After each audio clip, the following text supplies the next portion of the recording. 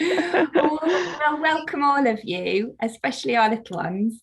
As you know, we're here today to really mark the end of your leadership program, but the start of your journey with the F&F as alumni. And we really want to just take this time out with you all to celebrate what you've achieved and take a few moments to reflect on what you've learned and what this means for you going forward. So we've got some guest speakers here today. We're going to hear from some of you guys who were selected to present your quality improvement projects.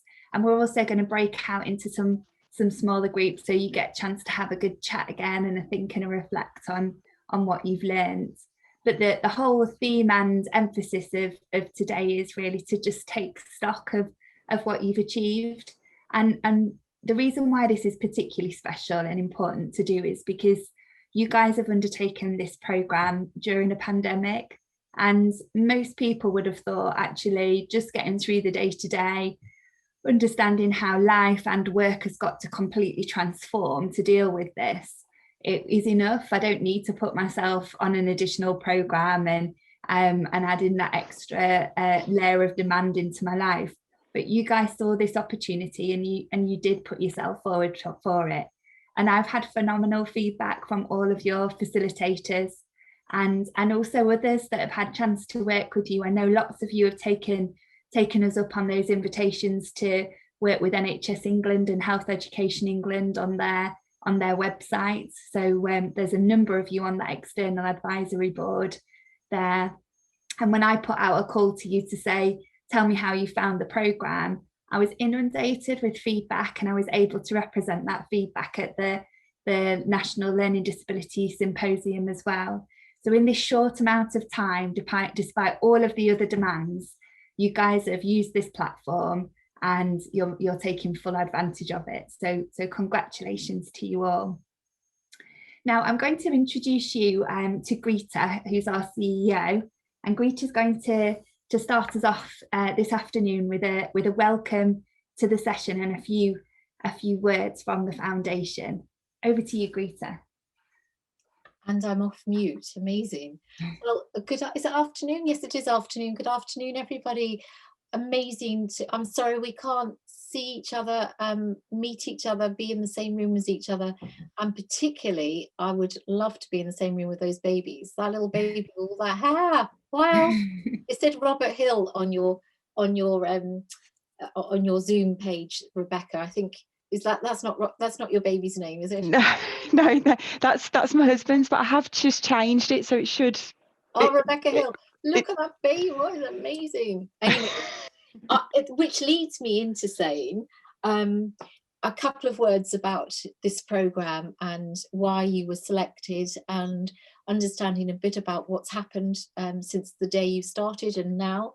So this programme started because probably 2 years ago, Health Education England wanted to really invest in the leadership development of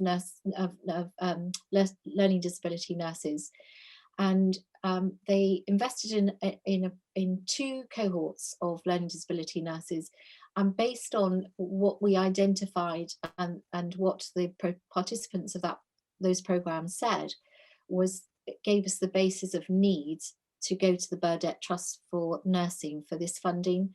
So I put in a bid to the Burdett Trust Fund for Nursing when they had a particular call out for learning disability nurses.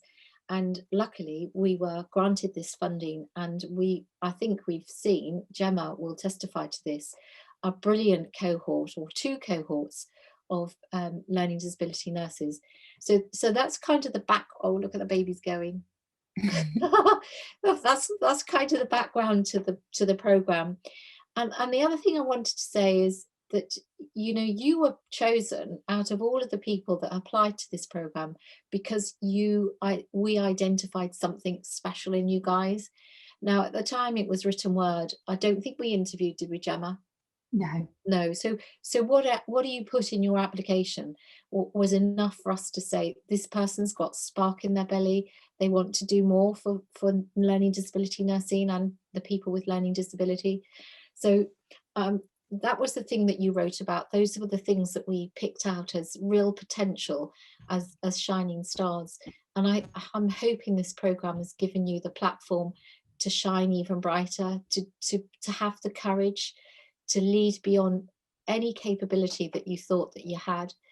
And that it will be, for those that have experienced this and have done great things, it will be multifaceted. It will be as a result of the program content, as a result of the things that you've practiced as part of this program, but also the extra confidence it's given you to speak out, about learning disability nurses, and to be advocates for people with a learning disability. And as Gemma said, to speak out, put your hand up and volunteer for the bits of national work that we'd like you to be involved in.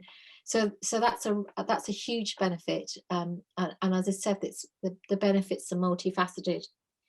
But what a time it is to be a learning disability nurse at this time.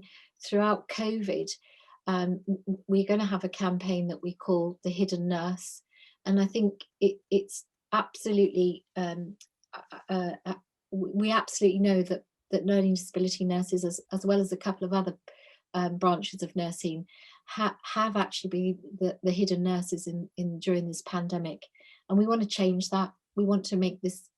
We want to identify you as not now the hidden nurse behind the mask. This is you. This is what learning disability nursing is, and this is what's happened to people. This is what's happened to you as nurses and those people that you looked after during COVID. So we want to speak more about that, and I think I certainly haven't been involved in this program, but I was involved in the previous 2 cohorts, and I just had an email from one of them before, probably where are we today? Wednesday, maybe Monday, and she said, "This is a screenshot of our Zoom call, Greta, and we thought you'd like to know." And there were, I don't know, 20 smiley faces on. She took a screenshot of the Zoom, and I think she said every 2 months, they as a network connect with each other and have a kind of celebration, their own celebration. But importantly, they're there for each other, and I think that's been really, really useful and particularly helpful during COVID. So that leads me on to say now that you are your own network. You've formed relationships with individuals in this program that you wouldn't have had a relationship with before, because you've come from all over the country. Have we got anybody from the other UK countries other than England, Gemma? No, I can't remember. Is there anybody from yes, Jed, where are you from? He's England. I'm English, but there's definitely a few Scottish who were on our group when we spoke. William is, and there's a couple of others as well, I think. Yeah. Okay, so anyway, what I'm saying is you've Nicola, got Nicola's just put in the chat box. Got Nicola from Scotland. So what I'm saying is you've got this vast network from across the UK, and my experiences with networks like this, you've experienced something together and you'll stay a network. So really, really use each other. Actually, Jed, I had your name down on my list to mention, because I'm delighted to see that you're going to do a presentation this afternoon. But I had your name down because when I saw you're going to do a presentation, I thought, actually, I remember your name from when you applied for the Health Education England programme and you couldn't do it at that time. And so I was absolutely determined that we would offer you a place on this programme. So thank you for staying the course. And I've never met you, I still haven't met you, but your face has just popped up. So that's fabulous. So you're at the end of your 6 or 7 months. I'm sorry it's been a period of virtual program delivery, but I'm hoping that you've experienced still the impact this program has had on you and will continue to have on your careers. And I guess whatever passion you've got here now for learning disability nursing will always stay, and you'll use what you've learned in this program to propel yourself to the next stage. And I guess I'm really interested in listening to the quality improvement projects, but actually it's not all about you. for once. I think everything's all about me, but it's not all about you. It's about you as leaders and how you influence and speak up as on behalf of your patients. So I'm looking forward to hearing the improvement projects, because I think there'll be great examples of what's happened to. We've only got 5. We couldn't choose everybody. I just want to say that you're all winners in this respect. It's just that we didn't have the space to have all of you. So well done for keeping going. Well done for doing your improvement projects. And I think probably was it 40 nurses in both cohorts, Gemma? Yeah. So the Burdett Trust Fund for Nursing, who's funded your programme, will have the evidence that there are 40 improvement projects that you've done on behalf of the people that you care for. So brilliant, fantastic. Looking forward to that. And at that point, I'll shut up because I'm getting the evils from Gemma. No, not at all. Not at all. Without going shush, which is I can see her out the corner of my eye. So really looking forward to. I will listen intently, and I will try not to ask millions of questions, because it's all about you guys this afternoon, not about me. But really well done, and thank you so much for your commitment to this programme. And as Gemma said, at a time when actually you could have just stacked it in, because it was more important to manage yourself and the people that you look after during COVID. But really important that you've kept going, and CPD is so important at any stage in your career, but particularly when you've had to suffer the repercussions of what it's like to nurse during a pandemic. So brilliant. Looking forward to it, and I will be quiet now. Thanks, Gemma. Thank you. And we've got some more members of the F&F team here today. I'll introduce you to them as well. Adam, would you like to go? Hi, hello everyone. I'm Adam. I am the Alumni and Membership Manager for the team. I will have a little chat with you at the end of the celebration day, just to tell you of the benefits of becoming one of the alumni. Thank you. Thanks, Adam. And also Harshal's here. Good afternoon, everyone. It's lovely to see you all. My name is Harshal Goswami, and I'm the Academia Assistant. I will be helping with your slides when you do your presentation. Looking forward to your lovely presentations. And if any technical issues, I'll drop my email on the chat box for you. Thank you. Thank you, Harshal. And in the background, she hasn't got her camera on, but we've got Jess in the background from our communications team. Here she is, Jess. Hiya. Hi, everyone. Well done on your celebration day. Yeah, as Greta was talking, she mentioned the Hidden Nurse campaign. So that's what I'm going to help look after. So we love to shout about our alumni, all of our achievements. So please come forward with any great stories that you have about yourselves and your leadership journey. And just shout out to me and Adam, and we'd love to feature you. Thanks, Jess. And Jess sits in the background on these days and pulls out some real gems of quotes and learning and pops them on our social media. So those of you that are on Twitter, have a look out for those things, and similarly yourselves to tweet about anything that inspires or just chimes with you today. It'd be wonderful to get that conversation going and keep it going after today's event. Now, I have spotted that David's arrived as well. So David Harlan is our guest speaker today. And you met David right at the beginning of the programme. He welcomed you all onto the programme, and I believe many of you have been in contact with him in various different ways over the last 6 months as well, which is wonderful, exactly what we wanted to hear. So we invited David along today to offer you a few thoughts of reflection, and also to make sure that you are completely chimed in with that national agenda as well, and thinking all the time about how you can use this platform to influence regionally, locally, but also nationally as well. So whenever you're ready, David, welcome to you. Can you hear me okay? Yeah, perfect. Hi, everybody. Now I have got some slides. Now, me being very poor technically, I assume I go to share screen, do I? Yeah, that's right. We'll need to. I use Teams all the time, so I'm not very familiar with As well, I'll stop sharing my screen, David, and then you can able to share your one. Yeah, that's perfect. So I'll just okay. Right. Firstly, to say thank you so much for inviting me along today.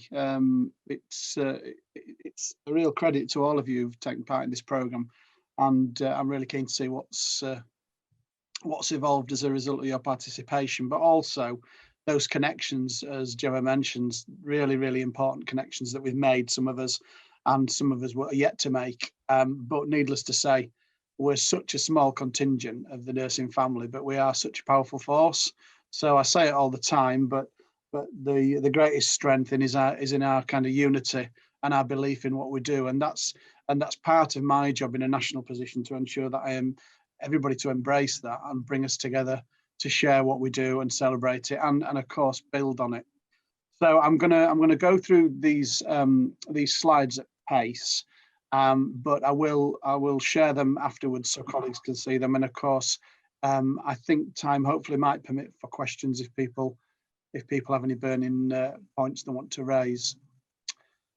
So if you don't know, I'm David Howling. I'm Head of Learning Disability Nursing in NHSE and I, England and Improvement, that is. And I work within the Chief Nursing Officer's Directorate, and I have an overarching remit to drive forward the agenda for learning disability nursing. I also have oversight and a kind of regulatory role of professional system leadership, which covers a whole multitude of issues. And I'm a learning disability nurse by background, as well as a mental health nurse, and I'm extremely passionate about what we do.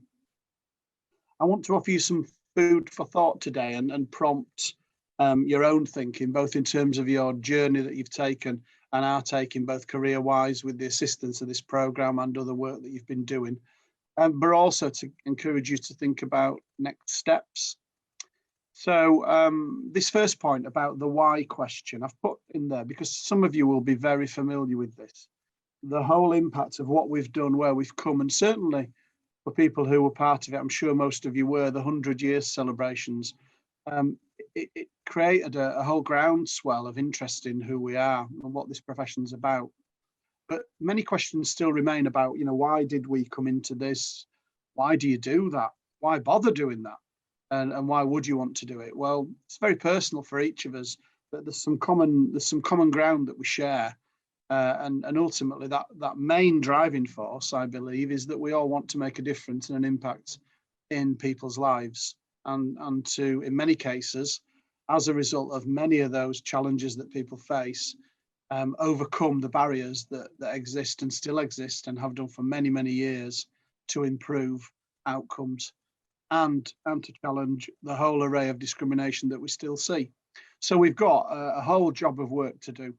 And those questions are so prominent in terms of our future. I'll just explain these photographs. So for many years, as the old asylums closed, I was much more nimble back then. So I used to scale fences and go and take photographs of these places before they were lost to mounds of rubble. So I've used the backdrop for very obvious reasons. But the question that I'm posing today, and I will continue to pose, is why do we need learning disability nursing? Now, I hear that from lots of individuals. I hear that from partners who say, is there another way? I hear it from proponents and advocates for us who say we need more of and we must build on this. But it's a question that's remained throughout the whole entirety of our career history. So why then? Why do we need us? Well, these are some points and food for thought. There's absolutely a need, and a continued need at that, to support people to move through and beyond inpatient settings back to their communities. As learning disability nurses, we're critical and we're pivotal in ensuring that happens. Now, there's movement in that, and some of you will work within those settings. Some of you may well have worked in those settings, and some people might be overseeing settings like that. But there's a whole array of expertise that resides within inpatient settings. And actually, some of the freedoms that we've seen of late, post-transforming care as a policy, is it's allowed people to flourish. It's allowed learning disability nurses to flourish. And I've seen some amazing work across the country. But there is still an absolute set of objectives that drive us to achieve that ambition. There is, of course, and a reminder, we see it most months and sometimes weeks in the news around the premature deaths, and latterly people will have seen only last week the challenges around the vaccine programme. And we are those advocates for people. We are voices for those who often don't have a voice. So there's an urgent need to ensure we get this piece right. individuals are still continuing to receive at times medications, and psychotropic medications specifically, that they don't often need actually. And I'm sure many of you have offered and seen examples of this. So we have an health educator role in this, a facilitator role. And again, sometimes we become lobbyists to this movement, because there are, as we all know, alternatives and other ways to think about how we support people during crisis. And sometimes medication is just not the right thing. People will be familiar, there is a whole array of issues that's arisen, not least because of CQC inspections and their specialist inspections that they undertook in the last 18 months, but we're still seeing an awful lot of use of seclusion and long-term segregation. And that work started in earnest post-Winterbourne View and has moved through and it's evolved. But the learning disability nurse role within this is absolutely critical. We are those agents of change that will help assist and consider different ways of doing things. And I always say this, and I'll say it again to emphasize, what we do in learning disabilities is so transferable to other areas of care. And if we can harness that energy and in many ways become more vocal and publicly vocal about what we do, then we'll strengthen the interventions that we offer and our thinking beyond just learning disability services. And one of the best examples of that is the whole array of person-centered thinking and approaches that we bring that have over many years, if you like, assimilated into mainstream healthcare practice. So I don't think we should deny or shy away from the fact that we led that movement. Of course, broadly speaking, many of these fall under the banner of health inequalities, and these still prevail for people. So the opening gambit that I gave you around the why, I think for many of you is easily answered by this point I'm making here, that it is about ensuring a level of equality, reducing discrimination and stigma, and challenging misconceptions, not least for the people we serve and support and their families, but for us as a profession and many of those assumptions people make about our presence and our qualification. In terms of healthcare and social care, we see a number of and a range of unwarranted variations, which is a kind of a fairly recent term, an accepted term for those differences and variances we see in the delivery of care. And some of those examples I've just given prior illustrate that. They show that actually in some places you may not be given medication, in other places you would. Some places you might, the first default position is often to use more reactive interventions than it is proactive interventions, and so on and so forth. So again, we have a significant part to play in this. And as leaders, as you all are, then we should be at the forefront of making that change and asserting some of these changes in the practice that we deliver. So it is our time, and I'm using the term as we developed last year as part of the Year of the Nurse and Midwife. This is our time. It's our time for learning disability nursing, because we've never seen the investment we've seen in the profession. And I would argue we've never seen the momentum that we've achieved in the last 18 months. And I've been a nurse, learning disability nurse for the best part of 30 years. So we need to move forward and we need to look forward. But yet I don't propose that this is all sweetness and light. We have, as I've described here, an innate quandary. And I'm being semi-facetious when I say that top line about there's a silence to our impact. And why do I say that? Well, I hear often that we make such a difference. I hear we are the only specialist professional trained for 3 years to work exclusively, in many cases, with people with learning disabilities and autistic people. We absolutely change and we save lives, as illustrated in so many of the examples that we bring to our work. And I think the important part of this latter point is that we are completely adaptable and our skills transferable into a range of many settings, and that infiltrates other people's thinking.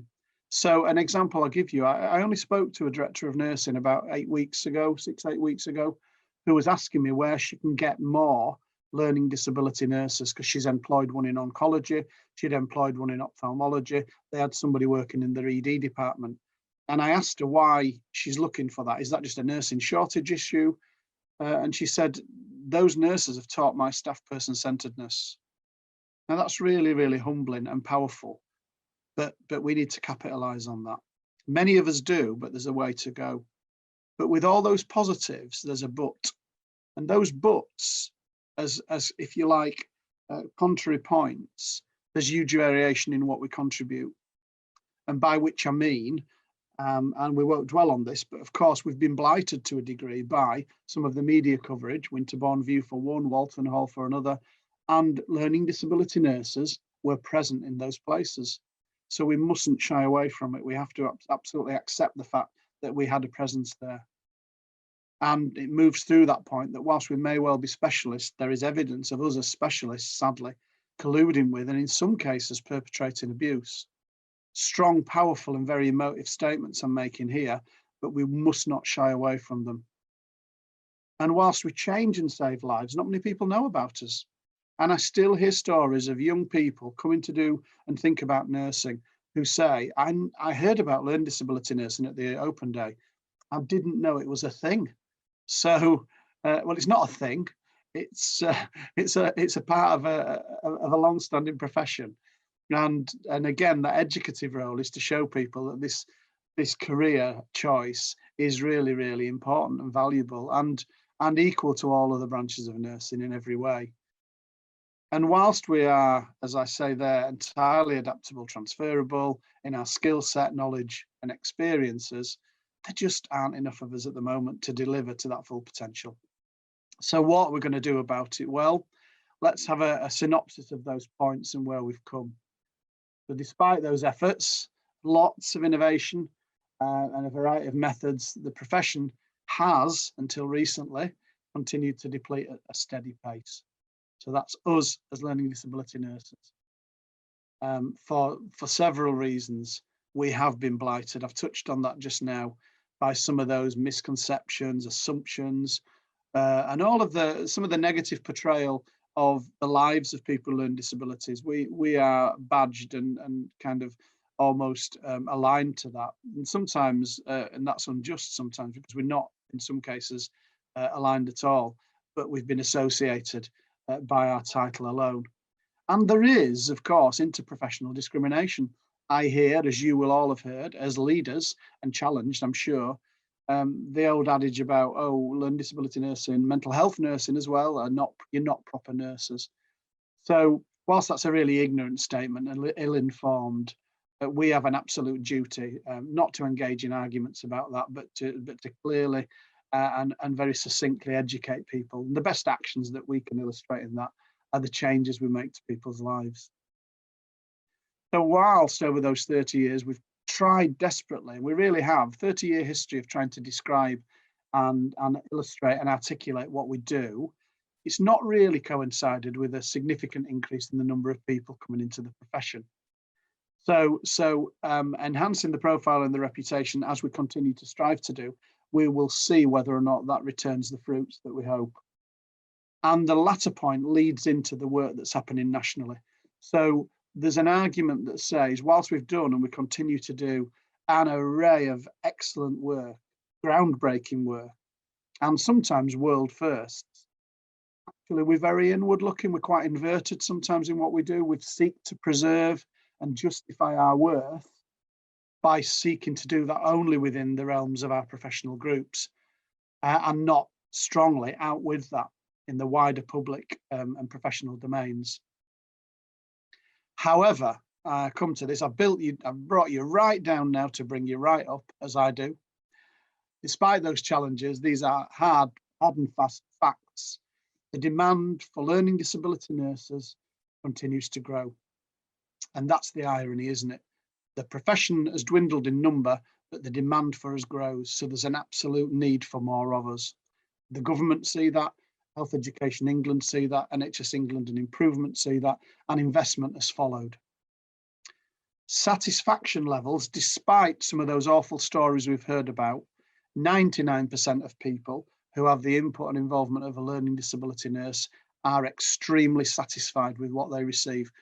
How do I evidence that? Well, we have a national improvement standard exercise where we garner thousands of responses from people and families about their experiences of of services and of learning disability nurses alongside other surveys. And it's tangible. The outputs of that are really tangible, and it can't be illustrated in any other way than hearing the real stories of people. I would argue, and I'm sure you would and have done, that our contribution across that wider family of nursing is in fact unparalleled. People may not have heard about us, we might only be that small contingent, but what we do, and I said it earlier, it's groundbreaking, it's pioneering, and it's bold, and it's creative. And I would say far more than the other branches of nursing, and so I will give that as a counterpoint to some of those arguments people place against us.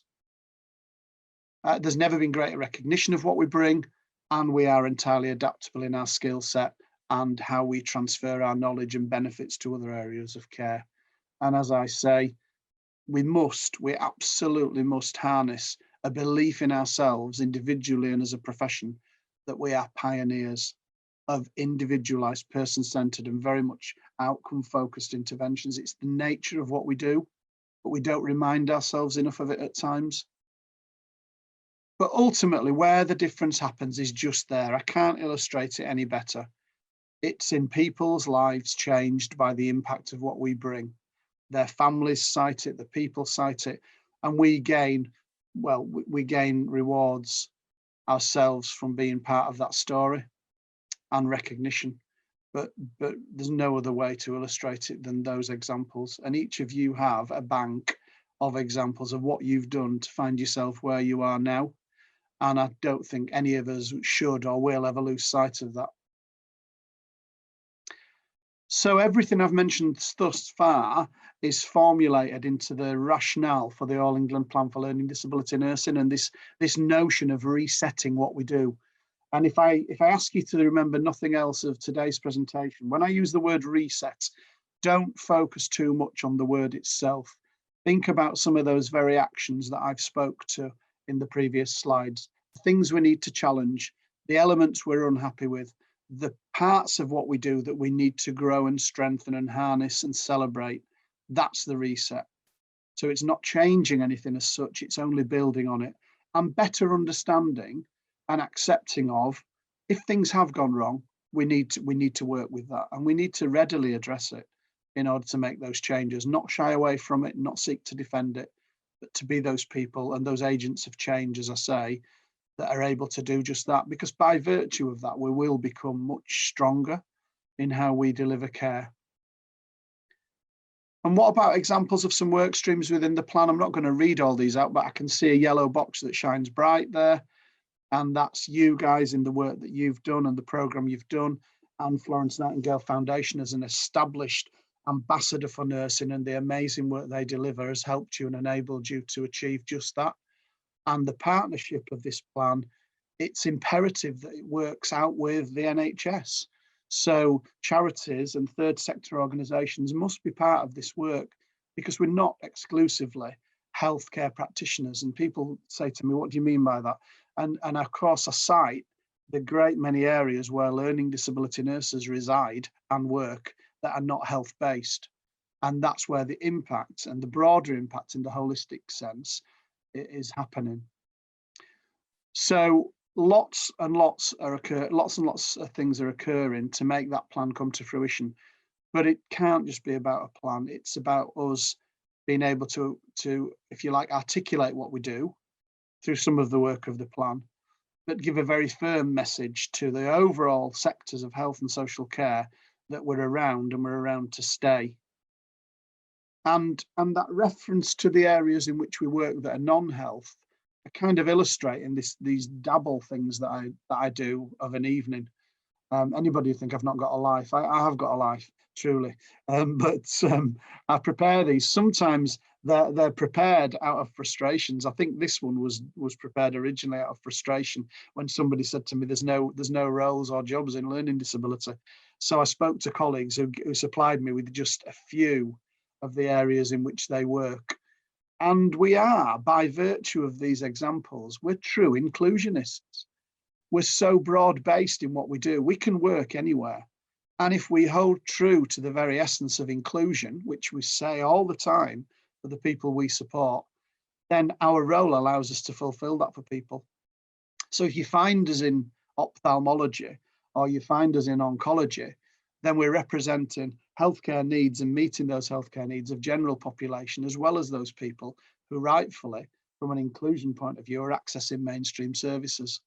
So that's us. It's more than a nutshell. It's much broader than that.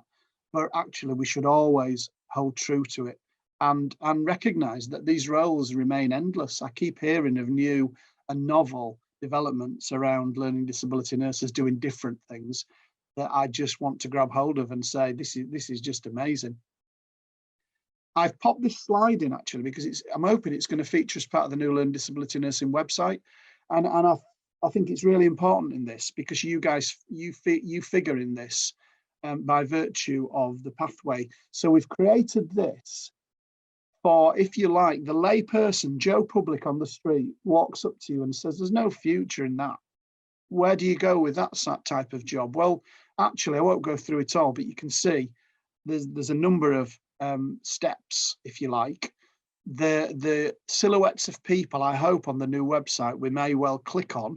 And as I said earlier, I'm not technical, I'm not building this, but Mary's story will come alive and it will illustrate her role as a trainee nursing associate to showcase what she's done, where she's come from, where she intends to move through, perhaps into the apprenticeship, perhaps into pre-reg nursing.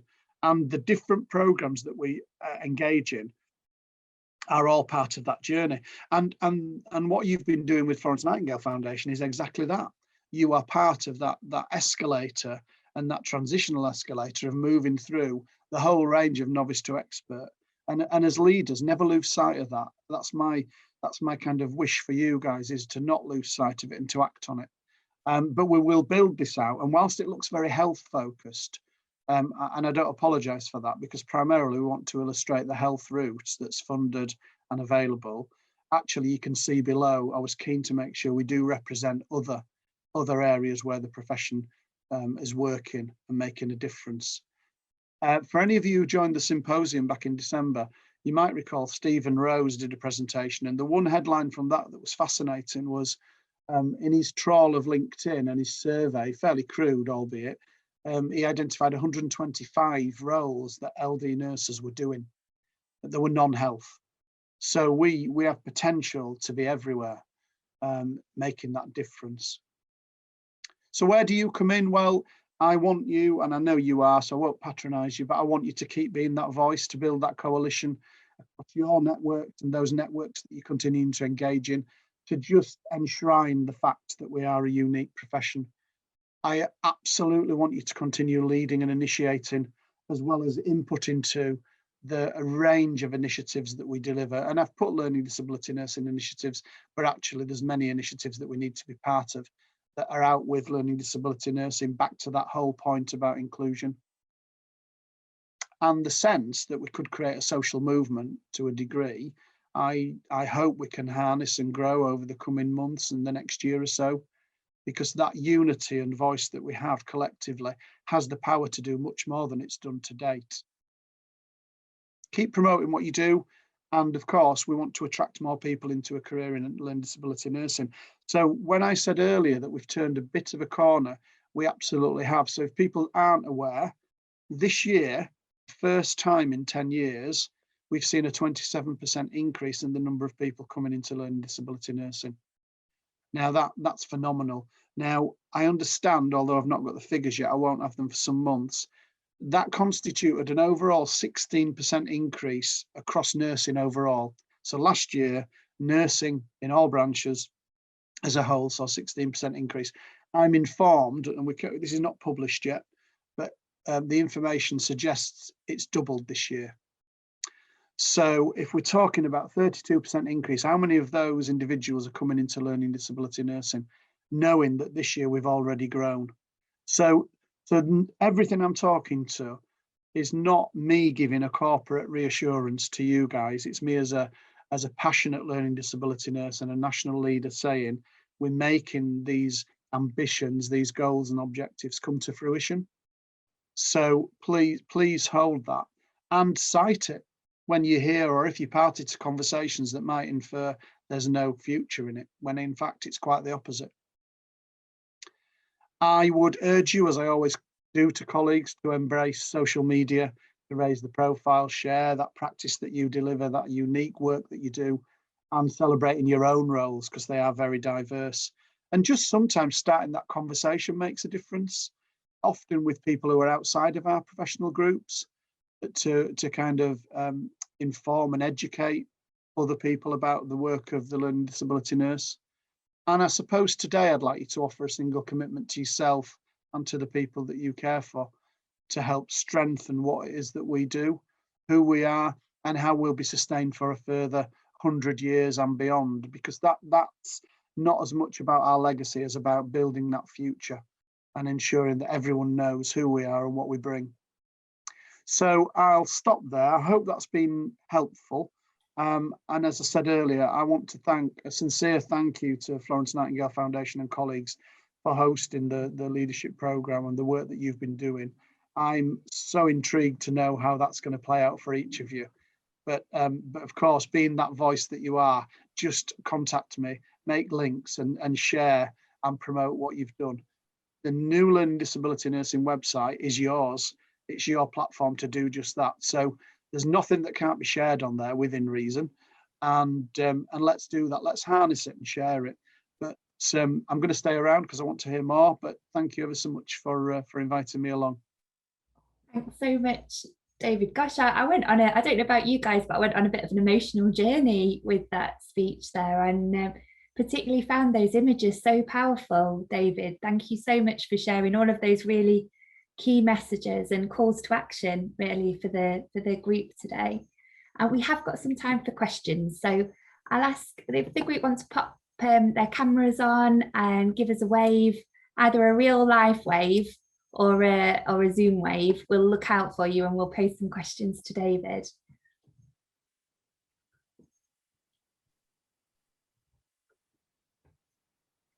Stunned into silence. Gemma. It won't take long. Oh, Greta's there.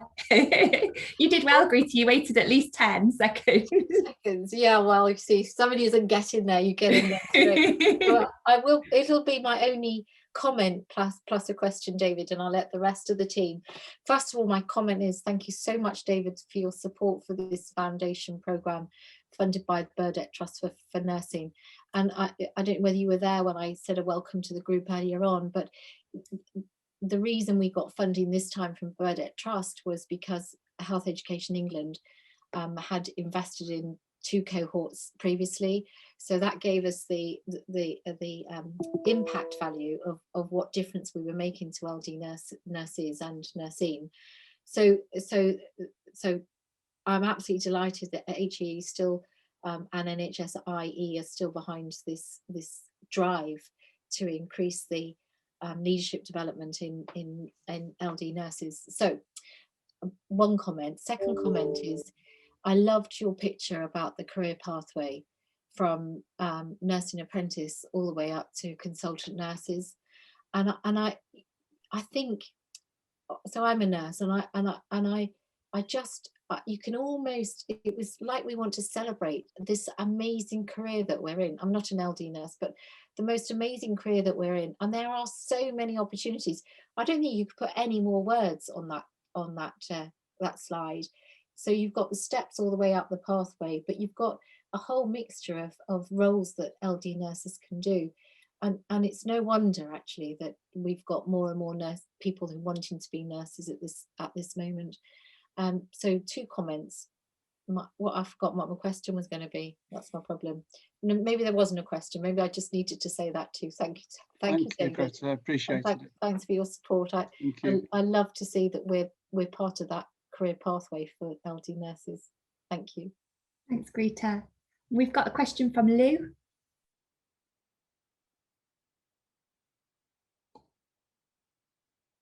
Are you there, Lou? I'm guessing that might be me, and I've changed my name on my thing and not realised. Yeah, it's you. I'm really sorry I came to talk because I always find it very inspirational. I was just thinking about what nationally is being considered for those people with autism who are so impaired by their autism that they're struggling to access mainstream services, but maybe don't fit into our category of having moderate to severe learning disabilities. So a really good question, Lou, and thank you for that. And it's an age-old one, isn't it? I mean, and of course, I'm going to go back to that point around us as learning disability nurses serving as inclusionists, but being subject to the limits of service structures, processes, and eligibility criteria. That wonderful term. So there is, if you're not familiar, but there is a programme within what was Transforming Care, the learning disability programme for NHS England, now recognised as the long-term plan learning disability programme, has a dedicated work stream for autism. Now there's an array of work happening within that, and it will be happening over the next 3 or 4 years. However, the first tranche of work is more focused around the diagnosis of autism. It's got an awful lot of work, for people who are familiar with it, it's got an awful lot of work happening within that, not least the work around diagnosis. But actually the consideration is that they need to get that part right first, and the placement of people to get their eligible assessments that they're due in order to receive the diagnosis. And thereafter, of course, it's post-diagnostic support. And what you speak to there is a long-standing challenge. So we've got, if I said two sides, it wouldn't be an accurate representation, but we've certainly got two camps that are very strong. One camp to speak of neurodiversity and a wish to have no association with disability services, of which we're part. And another one speaks very strongly of the need to continue to skill up learning disability nurses exclusively around autism, in order that we have an extended role and skill set. Now, some of us do have that actually by virtue of training and experience alone, but we don't have a formal route into that. So I'll just add, by way of the comments around investment in it, people may or may not be aware, we're going to be running a pilot. If you joined the symposium or not, there was a brief presentation. There's going to be 3 post professional development opportunities, postgraduate wise, that you can use your professional development monies to access. Now, one is for LD nurses working in community type settings of all sorts. One is LD nurses working in inpatient settings, and one is learning disability nurses working in community and acute.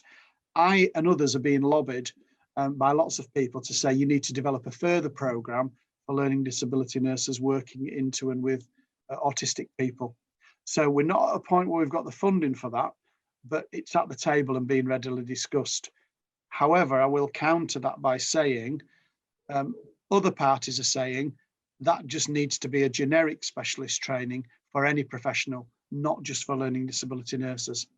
So there's an awful lot being considered, but we're not at a point where there's something I could say to you today is definitively going to happen. But do keep either in touch with me or via the long-term plan programme, because they have I think it's now a quarterly strategy group where they feed that back, and those minutes should be made public, so you should be able to see some of that information. Thanks, brilliant question, Lou. Thank you, David. And actually some of the members of this cohort are on that the curriculum advisory group for those programmes, David. So those of you that have been involved in developing the content there, that's another way that you've been able to influence. Could I ask you, David, if you've got a kind of theory, hypothesis over why we've seen the significant increases this year in learning disability nursing applications? Yeah, absolutely. So I'll just say it's down to me. Nobody else. You've done a great job. I've been out every night. I've got a sandwich board. I walk the streets. Oh dear, it's so tiring. I think, in all honesty, I think there's a number of factors. I think, and I don't like the term perfect storm, but sadly, as a result of the pandemic, we know twofold. Groups of people are saying, I want to give something back to the NHS, which is wonderful, our NHS that we're so passionate about.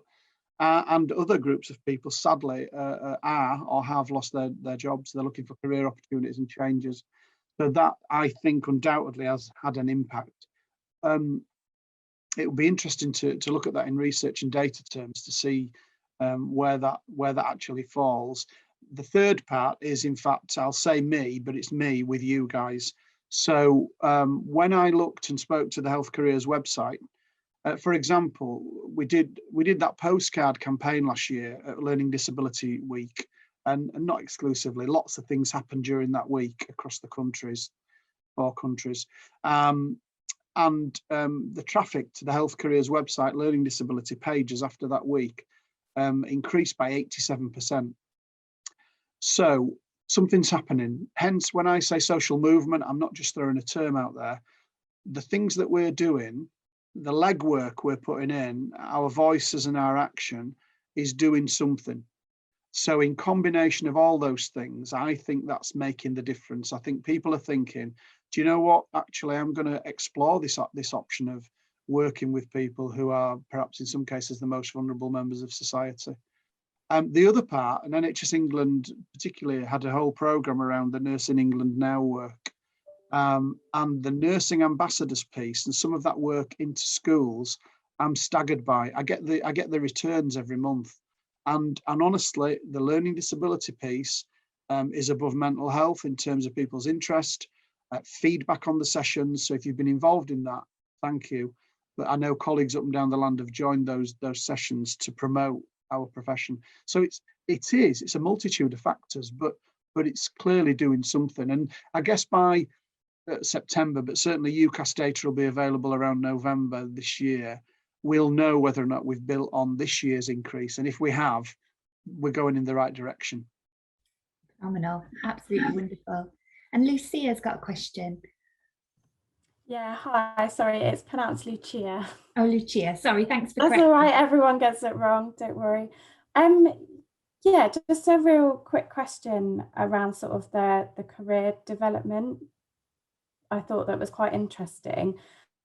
And whether you think there are barriers to learning disability nurses developing a career and implementing change if they're in non-learning disability specific roles due to some of the stereotyping? Thanks, Lucia. I think in part, yes. I mean, it touches on a little bit, I guess, and I'd be interested in your experience. Some of the interprofessional discrimination that we see, and that's not just from other health colleagues, is limiting in its content and its commentary by its, you know, whatever's said alone, just by saying or articulating a message that we're not credible. When actually, in non-LD conventional settings, people are doing phenomenal pieces of work. I think what we're lacking is there's an interface between what's happening in LD nurse, learning disability nurses doing roles that are non-conventional, recognizing what the strengths of those roles are, but actually understanding what needs to be done to invest in them further. So I actually, in that self-critical sense, whilst we've got those professional development programs coming on stream, they are very conventional. They are going to be for nurses working in the 3 main domains of where we see the most learning disability nurses, actually. But what we haven't got is a program, and what we do need is a program for nurses working in other areas and an investment in that. Now, that may well come. I think what will happen is, and what we'll be striving to do, we have spoke about this, funnily enough, is to do small pieces of work, creative pieces of work as a bit of a test bed to see how they fare. But really what we need to start with is some accurate data about where those people are. So I can tell you the best way to do that, and we're working with the NMC, we're going to be doing a survey of all registrants on the Learning Disability Register, because my point has been for a long time, we have 17,500 learning disability nurses currently on the register across the 4 countries of the UK.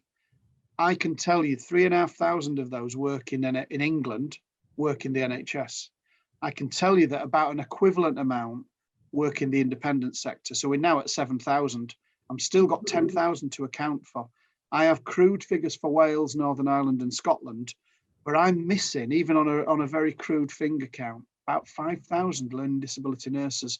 So I'm saying to the NMC, I want to know where those individuals are. Are they retirees who have remained registered and are doing care and treatment reviews or doing leader reviews? Are they independents working in their own capacity, doing pieces of interim work? There's a whole array of what people are doing.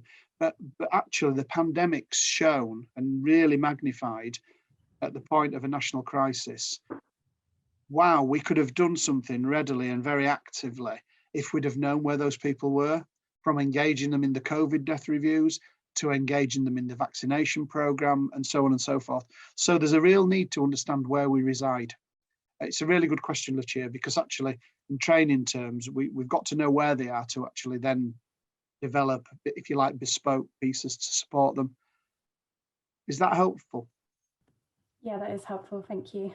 Great, thank you. Thanks so much. And we're going to move on now to our presentations. So we've heard a lot from us. Now it's time for it to hear from you guys. And we, as Greta said, we select out the presentations for today through an independent scoring process. So somebody from F&F and also Claire Henry, who you met on your quality improvement workshop day, score them independently and come together with this shortlist.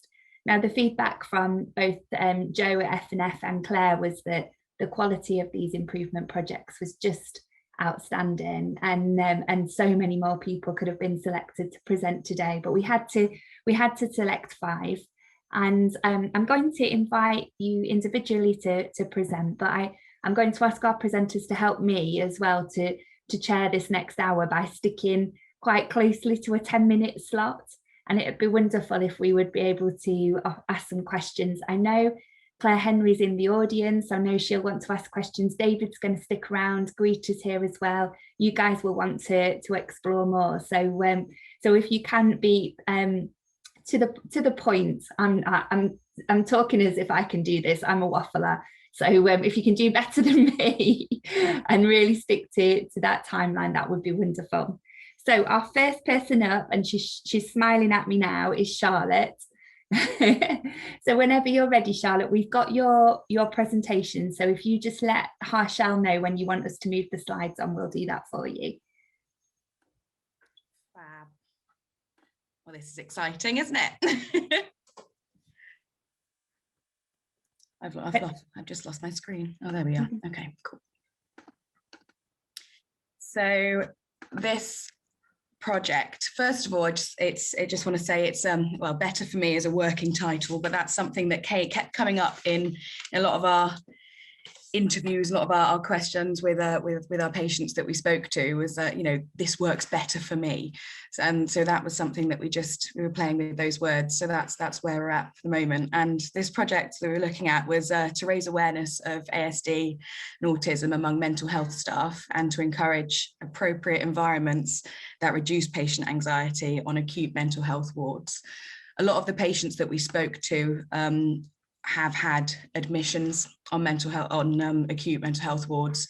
A lot of this research initiated from the National Autism Unit. I work for SLAM, and we have the National Autism Unit there. So a lot of the patients that are currently admitted there that we were talking to have got a history of initial admissions onto acute wards, and they were discussing their experiences there, and the fact that, and almost the fear and the anxiety around the potential of having to go back somewhere like that, which was not wonderful. So that was something that we thought as a team, there was a couple of us on the ward and from some other wards in the trust, that we really wanted to look into.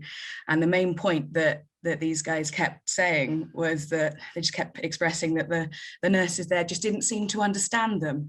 And that's something that I think that we've all kind of experienced. We're working with people with autism or learning disabilities, that especially outside of that specific setting, whether it's mainstream or whether it's mental health or something like that, that there are so many elements of an individual that people just don't necessarily understand. And we did a bit more research into this, and we were looking at the numbers of adult inpatients with autism in acute mental health settings. And according to NHS England figures, in the last 5 years, there has been an increase in those admissions. It does say that there is some underreporting of some of these figures, especially around acute mental health settings, but that's what we came out with.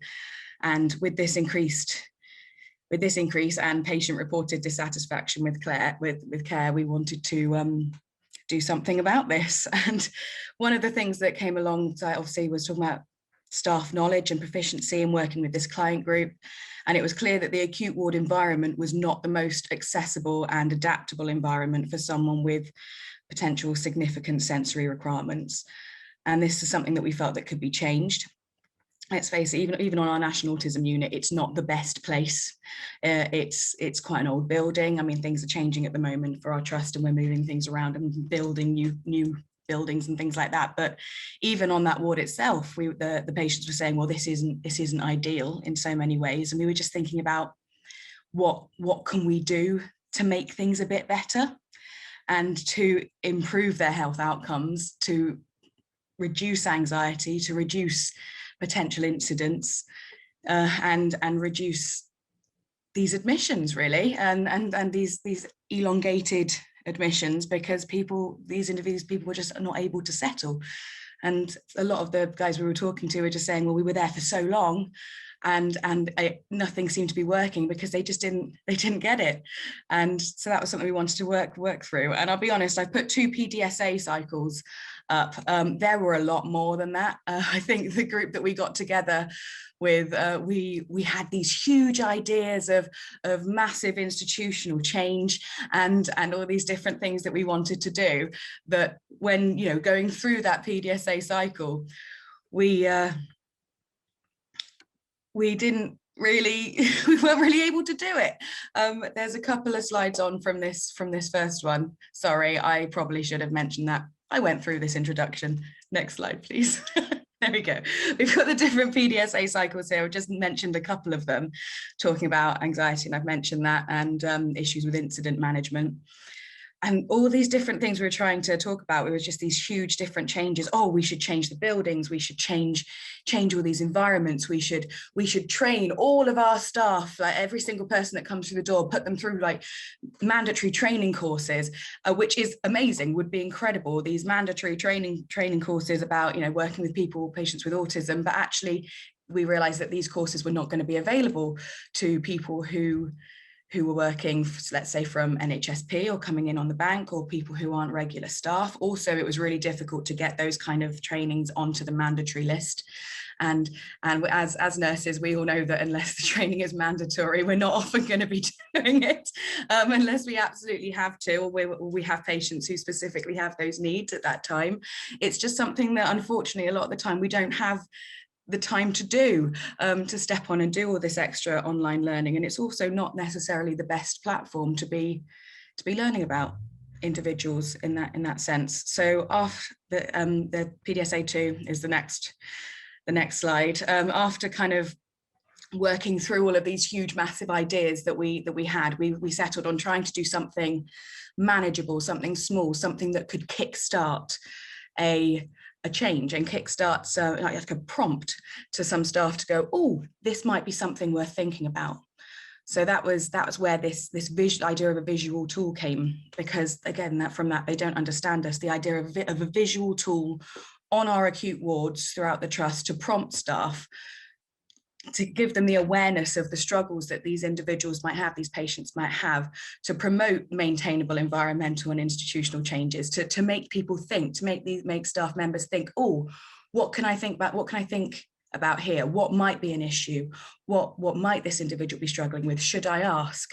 And I've spelled reduce wrong. And to reduce anxiety and improve the health outcomes of this client group. So if we move on, sorry, I'm talking a lot. I'm very excited about this.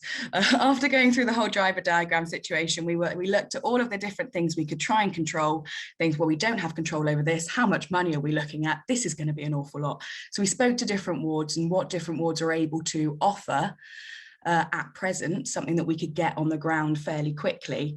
And it was that visual prompt. It was an information sheet. It was something that is up on the wall, like a welcome board or up on the board, that just makes someone go, oh, think about this. So that was something that we thought we could work to change. Can we go to the next slide? Thank you. What we will measure to understand if our change. Yeah. So we looked at all the different measurables, things that how we could work this out. We did some patient staff satisfaction surveys. We had perfect ward audits, something similar to that. Obviously, when we spoke to staff, they were talking about incidents, and those are statistics that we could look at, looking at notes, looking at admission and discharge dates. All of these things were things that we could look at that could make improvements. We could see whether improvements were being made on the ward for these individuals. Next slide. I'm trying to be quick. We're looking at this visual tool because a visual tool we were thinking about would ensure the immediate teaching, immediate awareness, instead of having to rely on this online learning. And this is accessible to anybody that comes on the ward. The environment we thought was really important. So this visual tool, we haven't completely finished setting it all up yet because there were so many things we wanted to put on this. We're still in the process of condensing and getting these really important bits, but it's just been made a little bit more difficult with COVID because some of us aren't working on the wards as much and aren't able to do as much kind of one-to-one work with these patients that we were really hoping to hone in on and be massively involved in this and in the creation of this. So it's still in process at the moment, if I'm honest with you.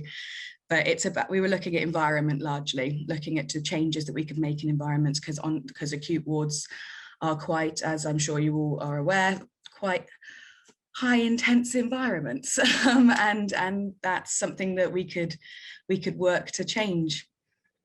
And we needed to make sure that people would always consider the person's behaviour in terms of his or her autism, even if it becomes challenging, because that was something that we got from when we spoke to the nurses and spoke to the staff on the ward. They were saying, oh, well, it's just behaviour. We have all these instances, we've had to put them in seclusion, we've had to do this. And there was no real, it didn't come across that people were looking to understand where these behaviours came from and why they were being presented in that way. And there was a lot of misrepresentation of these challenging behaviours, we felt. So that was something that we thought people could be more aware of. Next. What's this one? Looking at the next steps. So we've looked at next steps, even considering we haven't actually rolled this out completely. People on the wards are really excited about this, which is really good. It's just about getting our team together because we have a nice big team of different professionals who are working in different areas. So that's really good. But we're looking at understanding these results. We want to look at audit and incident reporting. Like I mentioned, we've got like the ABC charts for behavioural support management. We have, I've lost the page again. We have got the inclusion of autism awareness and quality and safety reviews. So that's something that we would look to kind of go on to afterwards, trying to get these inclusion tools part of these reviews. We won't talking about creating an audit tool to measure the improvement outcomes. That's going to take a bit more work, but it's something that is perfectly plausible and could be done. We have the people and the manpower to do that. We were looking at doing some just contact with the wards, because we've got a couple of the acute wards. We were looking at contacting these wards just for phone calls, or going onto the wards if we're allowed, to see if they think that these changes are being used and these changes are actually helpful, and to get that feedback. And because we had such big ideas at the beginning, these little changes or these elements that could be changed on the ward, this awareness that could be raised, we are hoping can move on to further QI initiatives among the wards to make things even better. So we're looking at this visual tool, this very simple, very low cost, but hopefully effective tool, to be there to promote and engage the workforce to make more changes and to move on with bigger QI initiatives and get those bigger ideas working. So that's the plan. That's what we're really excited about. Brilliant. Thank you, Charlotte. Breathe. You are there. Congratulations. Well done. Really excellent. Now we just have time for one question, I think, and I wonder, oh, David's popped up. I bet David's got a question there, and Henry and Claire's here as well. So David, a question from you? Yeah, well, firstly, Charlotte, I want to commend you. Fantastic piece of work. Brilliant, and well done to you and the team. Honestly, that's just, well, it's exactly the stuff I was talking about earlier. Excuse me, I'm losing my voice today. It's exactly that stuff where it's intuitive, it's born of challenges and struggles, it's patient focused, person focused, and from what you've presented there, you have a really good understanding of those initial barriers and continued challenges, I guess. But it really speaks to thinking creatively and outside of the box, which I really like. I suppose I'm interested to know, in taking it forward, and I hear it still kind of has a developmental slant to this piece. What's currently or standing as being the main challenge in getting it moving, in the momentum and moving it forward? I think the main challenge is actually driving up the workforce on the acute wards to make this an issue, because especially when it comes to patients with ASD, often, like you said earlier, the diagnosis thing is an issue. So patients will be admitted onto wards and sometimes it'll be an assumption of autism rather than necessarily a straight off diagnosis. So that's a bit difficult straight off, because maybe the staff aren't aware that this is something they need to think about. Something that they do need to be aware of. So I think that is drumming that up, saying, I know you have so many important things, because this is a really, it's an acute ward, it's an acute environment, it's very difficult, but it can be made less difficult if you think about this, and actually making that an important factor to be thought about, I think is one of our bigger barriers, which is why we were so interested in getting a lot of patient involvement, because we have the benefit of having the National Autism Unit on site and within our trust. So we have a great group of guys there who have experienced this and who do experience this daily, and it's a real voice from the patients. And I think that was something that we wanted to really utilize in order to get that out to the staff, because I don't know about other nurses, that when the patients are saying it's a big deal. I think that makes me listen more. Yeah, wonderful. I mean, the merits of lived experience and the value of it in projects like this, it just goes without saying that should be the driving force behind this type of work, where it emanates from the ground up. So brilliant. I'll keep popping up, annoyingly or otherwise, but my two challenges back, because I can't let you get away easy, can I? It would be wrong of me. So this year, I understand, having seen some correspondence, Nursing Times will be running the Learning Disability Nursing Award. So I'm going to say it to all of you, but is there a reason, and there shouldn't be a reason, why you shouldn't be submitting something for that? Secondly, the Learning Disability Nursing website. If you haven't got my email, Charlotte, I'll drop it to you now. But yeah, I'd really like to see this feature on there. Yeah, absolutely, and the other projects as well. So thank you. Great piece of work. Brilliant, thanks David. And actually a few people in the chat box, Charlie, have been asking for you to send over this product, the visual, when you've completed it. So you've inspired some others in your group as well. Fabulous. I absolutely will. It's definitely something that could be rolled out. Sorry I didn't talk about the leadership learning. I got so excited about the project, I realized that was something that you guys really wanted from us, but I'm so excited about that I didn't quite get onto that bit. Don't worry, perhaps that's something you can talk about in your small groups in a moment. Claire, you wanted a comment? I just wanted to comment that I think it was what I heard from you is you really used the methodology and the approach, because you could have got really carried away with all your ideas, and hopefully using PDSA helped you to focus down on that.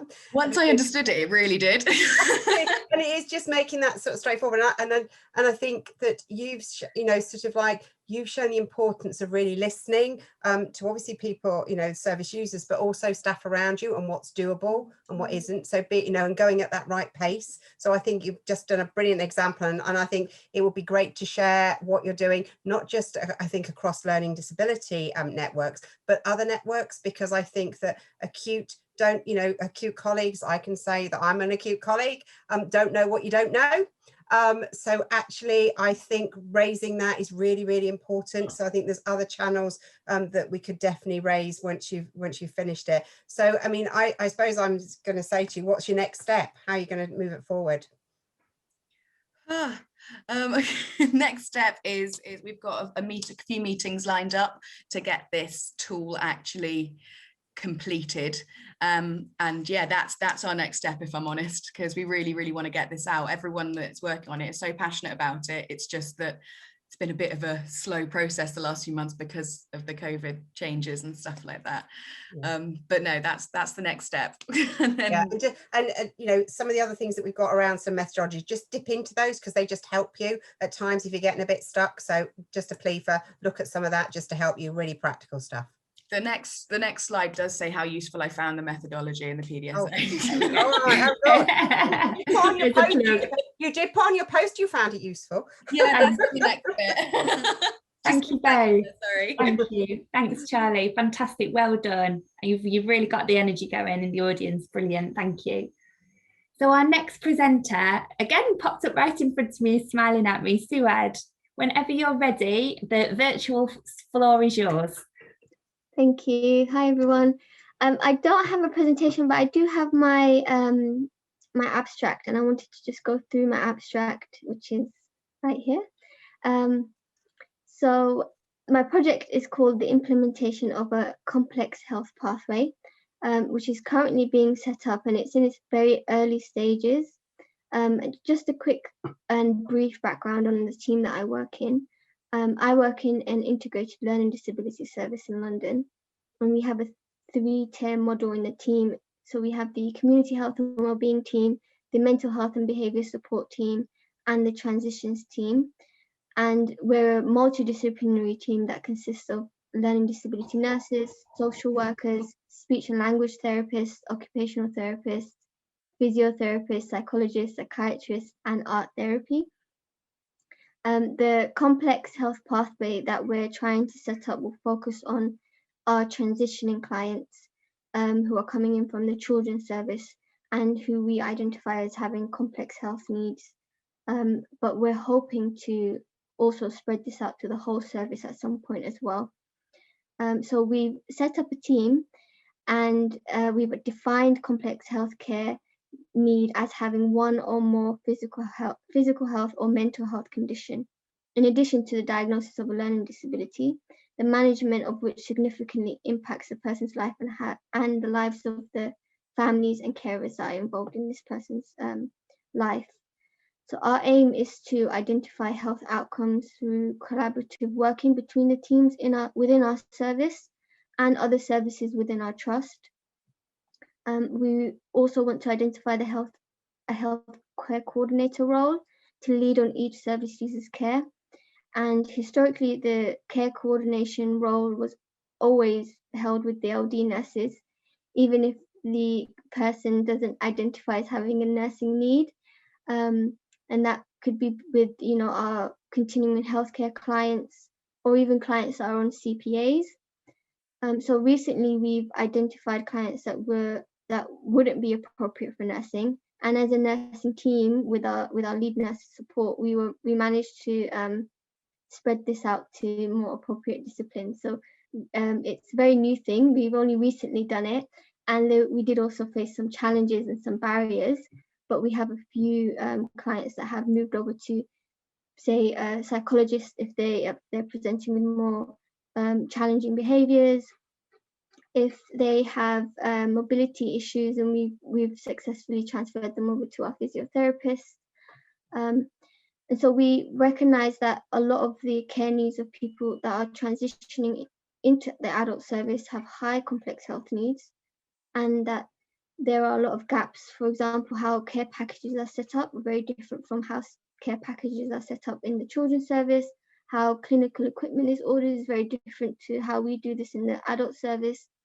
And also not having similar services available in the adult service, like a respiratory physiotherapy team. We also need to include, when our clients are transitioning over, there are a lot of other services that are involved, like the school. They're heavily involved. We have a school nearby our office that have very high complex physical health need clients, and they're usually always eligible for our service. We also involve the children's continuing nursing team as part of the transition process.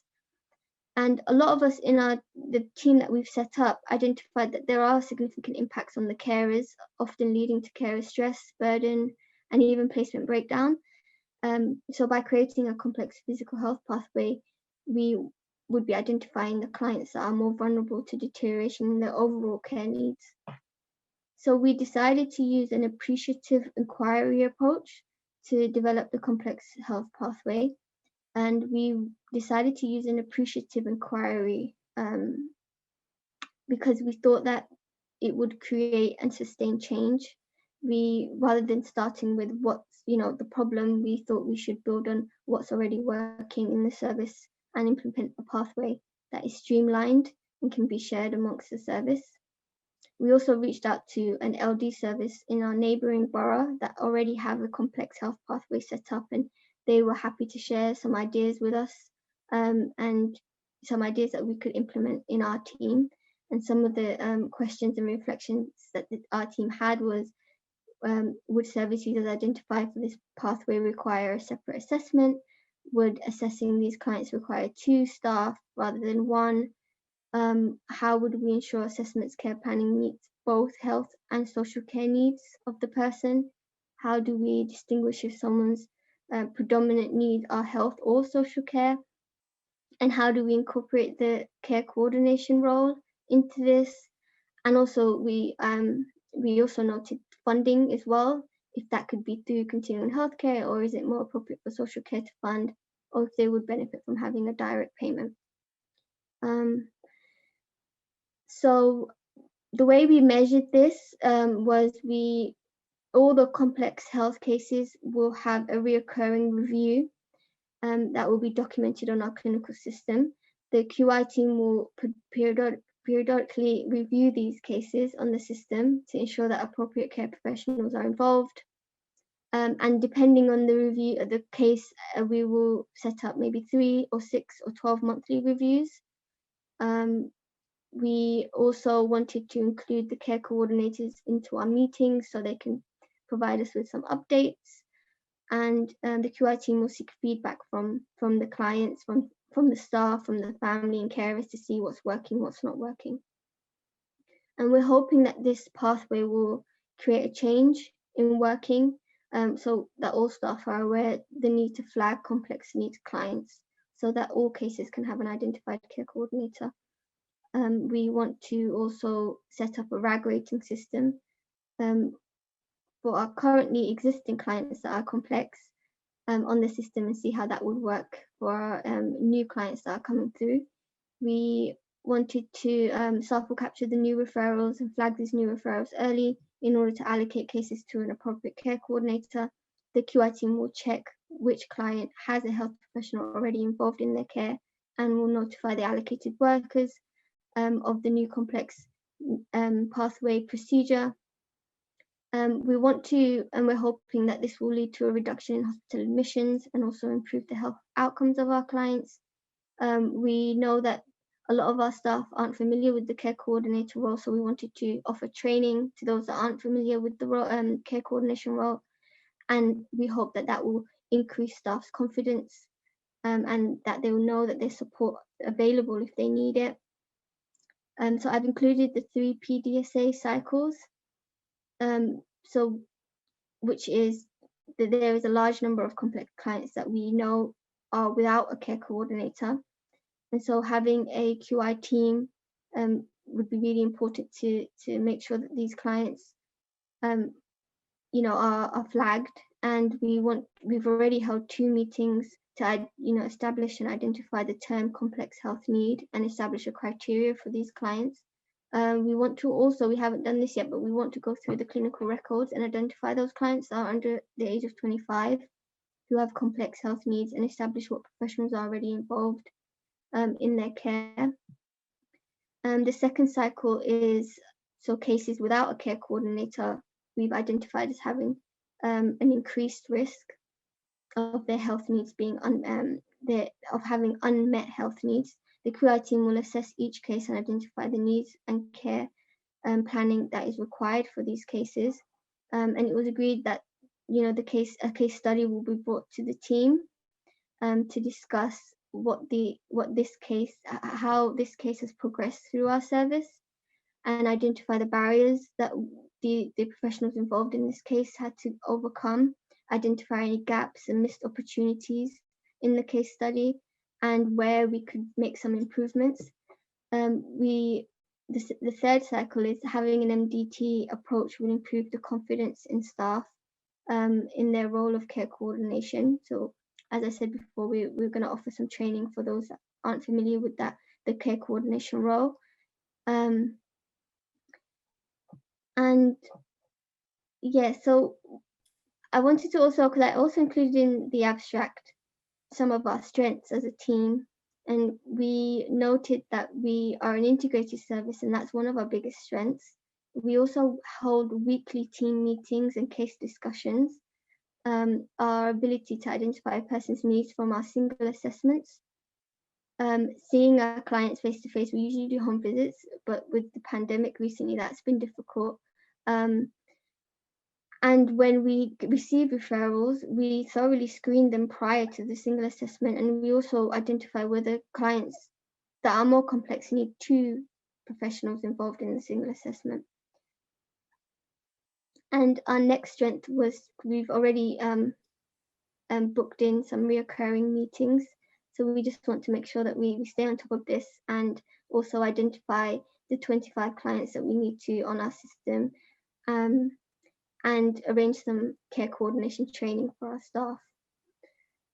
Fantastic. Thank you, Suad. Wonderful, absolutely wonderful. Service transformation there you've just described. Thank you so much. Thank you. David, you have some comments, thoughts? I do, yeah. Thank you, Suad. That's just, for me, that's quite phenomenal in terms of the scale and scope of what you're proposing. I mean, crikey, I'm not sure about a pathway. It could be a service delivery model in its own right. And you've touched on something here around the whole continuing healthcare and complex needs issue that's not been resolved or continues to remain a challenge nationally. So you get this right. It is so transferable, and I really urge you, in terms of thinking about, in this case, publishing what you're doing, either as a developing piece or at the point of evaluation. I suppose my question, a couple of points before my question, in fact. One was around, I really like the fact that you have an eye on integrated approaches and working in this piece. And of course, I know you're part of a team that does that, but it felt from what you described that you have an eye on the wider scheme of what individual assessments bring and what they need to deliver for people. And heartened to see you using appreciative inquiry. I just wondered how that felt. Does that feel as a tool and a kind of approach? How did it feel as part of this project? It was reassuring for me, because it felt that we are doing a lot of the work already, and it's reassuring, and it also builds a lot on our confidence as well as a team that we can actually implement this. Is a huge piece of work, but there are a lot of positives, I think, in working as an integrated team, and we don't normally notice this, we don't acknowledge this a lot of the time, we just kind of carry on, and so yeah, I think as a team we decided to go with this approach, and I think it's really useful for us. Yeah. So I suppose the latter part, and I don't know if you're at a point yet, but have you thought about at what point you might look to do some sort of formal evaluation of its impacts? Not yet, no, but I'll raise this with our team. We haven't, because we're really in the early stages of it all. And, But please do. I would urge you to have that in mind, because it sounds like such an exciting piece and so needed, that actually that transferability of the pathway to other areas, many of which really struggle, it could be such a help. But again, I'll make that plea. Let's feature it on the website, and I would be advising you to consider working with learning disability practice. If you want to drop me an email, I'll make introduction to Chris Walker there, because I think it's probably a good time to publish something like this in its early stages, to give people food for thought. So but thank you. Really, really good piece of work. Thank you. So you've got a bit of a challenge there, a bit of homework, Suad, and David's offered that support, that introduction. We would absolutely want to support you to publish this piece of work, and the methodology that you've used is so refreshing, because often a trigger for change is to address a problem and an issue. So we start with the negatives, but you're starting with the strengths of your team, and that for me at this moment in time feels so important. So well done, brilliant work. Thank you, Gemma. Now we're failing horribly on keeping to time, so I should have known learning disability nurses, a mental health nurse chairing it, and learning disability nurses were never going to stick to any schedule, but we'll try and get back on track. If Rebecca can help me get back on track, that would be wonderful. And Rebecca's multitasking as well. We've got a tiny baby in tow. Whenever you're ready, Rebecca, over to you. Thank you. I've moved the camera a bit because I was trying to stop you all seeing too much for a little while I was feeding. So hold on, oh yes, thank you.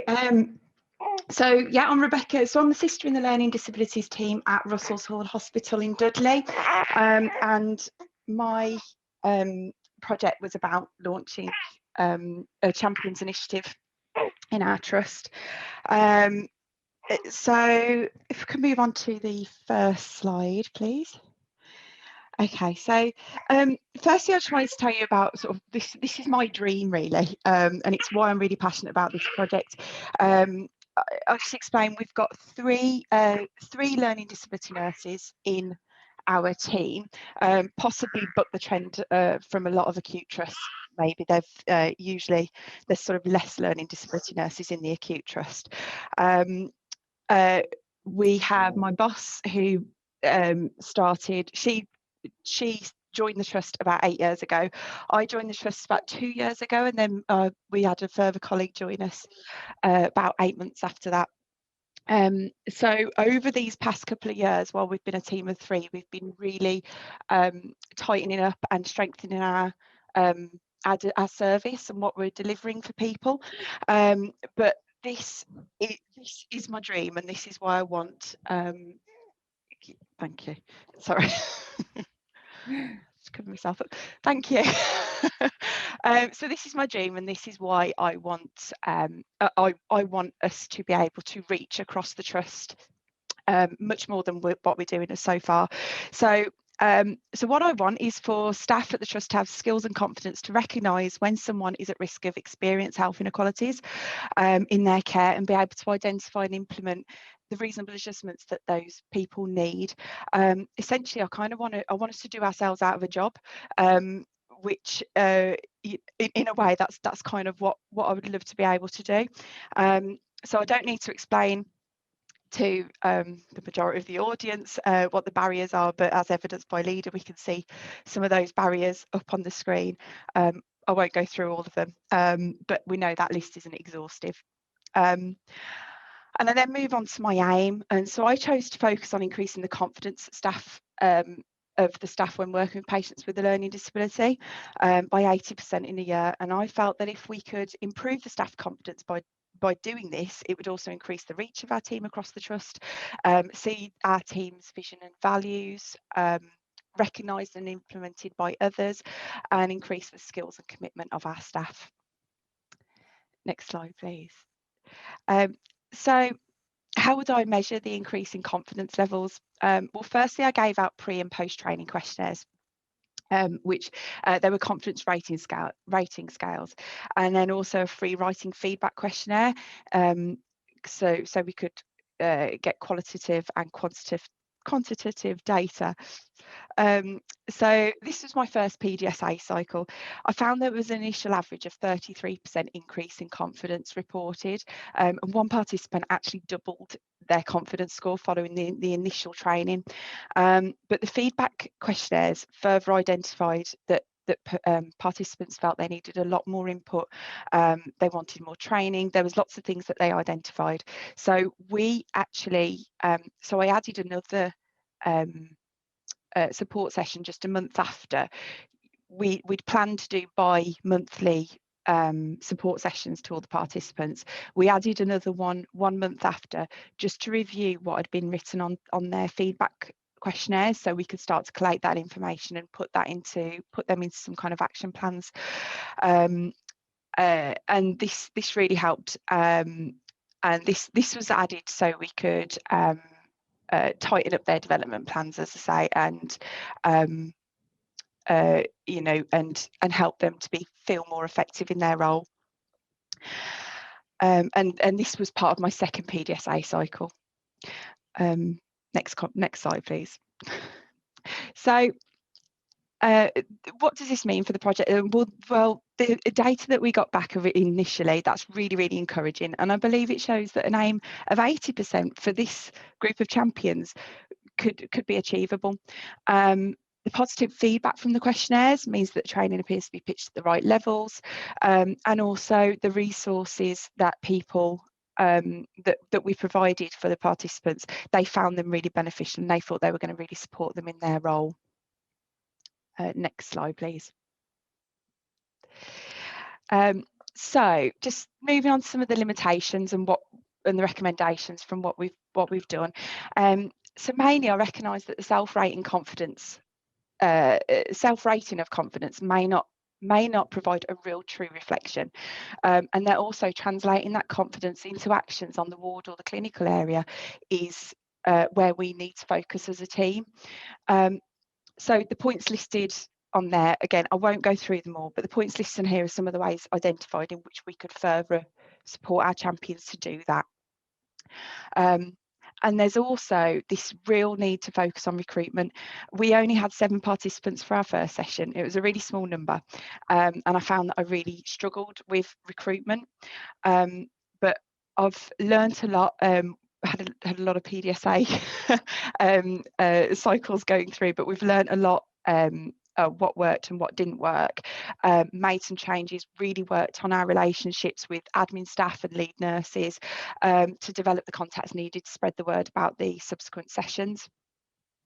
And we already started, before I left for maternity leave, we already started to see a lot more people signing up to become a champion for the next session. We'll also use a lot of the positive feedback from the champions and feedback from the ward staff, and really importantly, the patients themselves, to demonstrate to managers why they need champions in their area. Next slide, please. Okay, so I don't think I'll ever get to a point where my full dream is realised and we're no longer needed in an acute setting. However, in the future, a well-trained and really confident workforce of champions may have implications for our role. It may be that a large element of our role is actually managing those champions. And I would see that as a real sign of success, as this means the wards themselves would be making those reasonable adjustments for the patients at their point of contact, not waiting for us to sort of get onto the ward and do our assessments. So they'll be making those changes that are needed as they come onto the ward. Also, once the training is established, it would be great to roll this out to other staff members, including volunteers, importantly, who would be a great force to be enlisted and trained, particularly with a view to support patients around their welfare needs. And it's important to say that I don't expect the project to continue with no hiccups. I'm sure there'll be lots of ups and downs along the way, particularly with the immense challenges that have faced the acute setting over the past year. However, we'll continue to train champions quarterly and continue to introduce more competent and upskilled staff members on the wards and clinical areas. And they're going to be the ones who are committed to raising the awareness of people with learning disabilities in acute settings and keeping learning disabilities on the agenda. And then just my last slide, I've just put my poster presentation up because I didn't know if you needed to see that as well. So there you go. Fantastic. Well done. I don't know time-wise.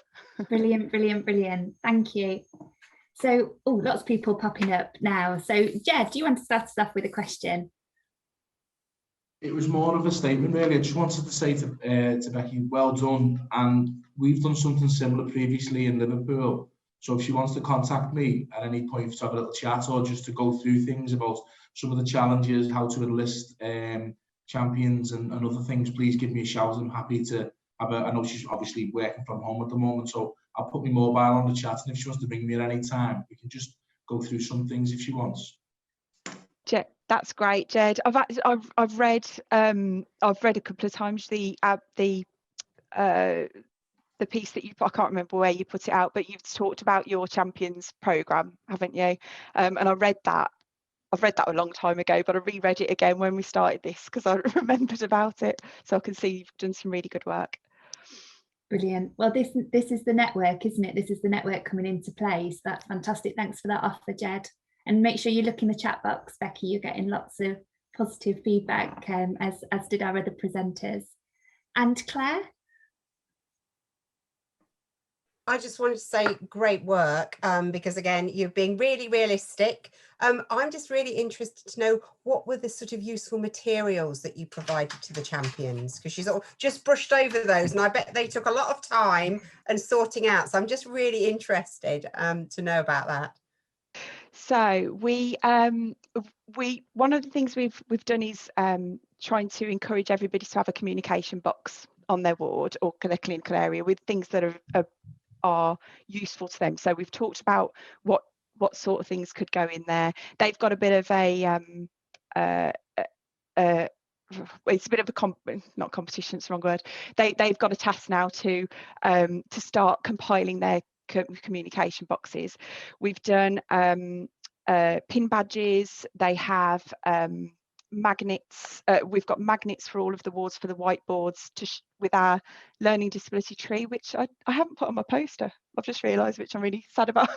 Our sort of team, our learning disability logo, if you like, for the team, and to show that somebody has a learning disability.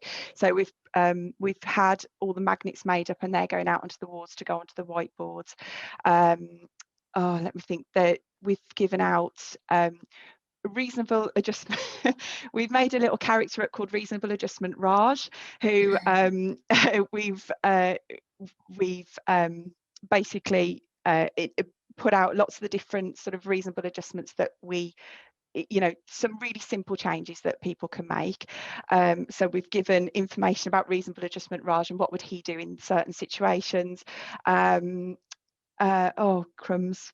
I think you're just describing, Becky, about 15 PDSA cycles. Each one of those things, their own projects. Yeah. Fantastic. With a bit of competition, because actually it enables and gets more great learning and sharing. So don't apologize for saying a bit of competition. Oh no, but that's another thing that we've done as well. We've well, I don't know how this is going, because obviously I'm on maternity leave now, so it's like, oh, I want to know. But we've set up a competition for learning disability boards for the wards. So we'll have a competition going for that. They'll all be producing their own learning disability boards that will go up in their clinical areas. So there will be competition, and we'll give prizes. Thank you. And David? Well, firstly, Becky, just congratulations.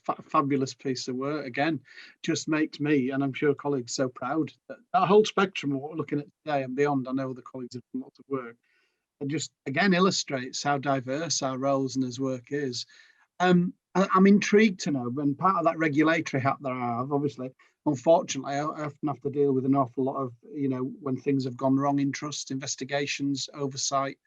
What does resistance look like in this project, in those areas that you've linked into? Or have you just had I won't believe you if you say you've had an open door from everybody. No, we haven't had an open door at all. A lot of it's mainly been with some of the lead nurses on wards. We've had a lot of difficulty, which I can understand to some extent. I mean, I've done this at a very difficult time for a lot of wards. So I think the biggest difficulty has been, I decided when I wanted to recruit people that I wanted to go and speak to the lead nurses face to face. I wanted to go and have that conversation, talk about what we were doing, ask them to put our sign up sheets up around, and get people in that way. And I kind of concentrated on that. But a lot of lead nurses just didn't give me the time to get in and see them, which I could understand, and thinking about it, and that's why I sort of went back, and we've now we're putting things up on the hub page, and we're sending out emails, and we've got matrons details and that sort of stuff. But I think there was quite a bit of resistance in that way from certain wards, I would say, and areas. Saying that though, we've also had some areas which were jumping at the chance, and they could really see the difference that it could make. So it, you know, it swings and roundabouts, I suppose, but that was definitely a big challenge. Yeah, great stuff. And I suppose a question is more of it's not so much a question as an idea generator, I guess, that I'd be interested to know the potential role of assimilating what the champions do as we move towards the development and implementation of the Oliver McGowan mandatory training. You know, in that round, dispelling myths and educating people as to the overarching needs of people with learning disabilities as well as autistic people. So I think you've got some real opportunities in this, Becky, if I'm honest.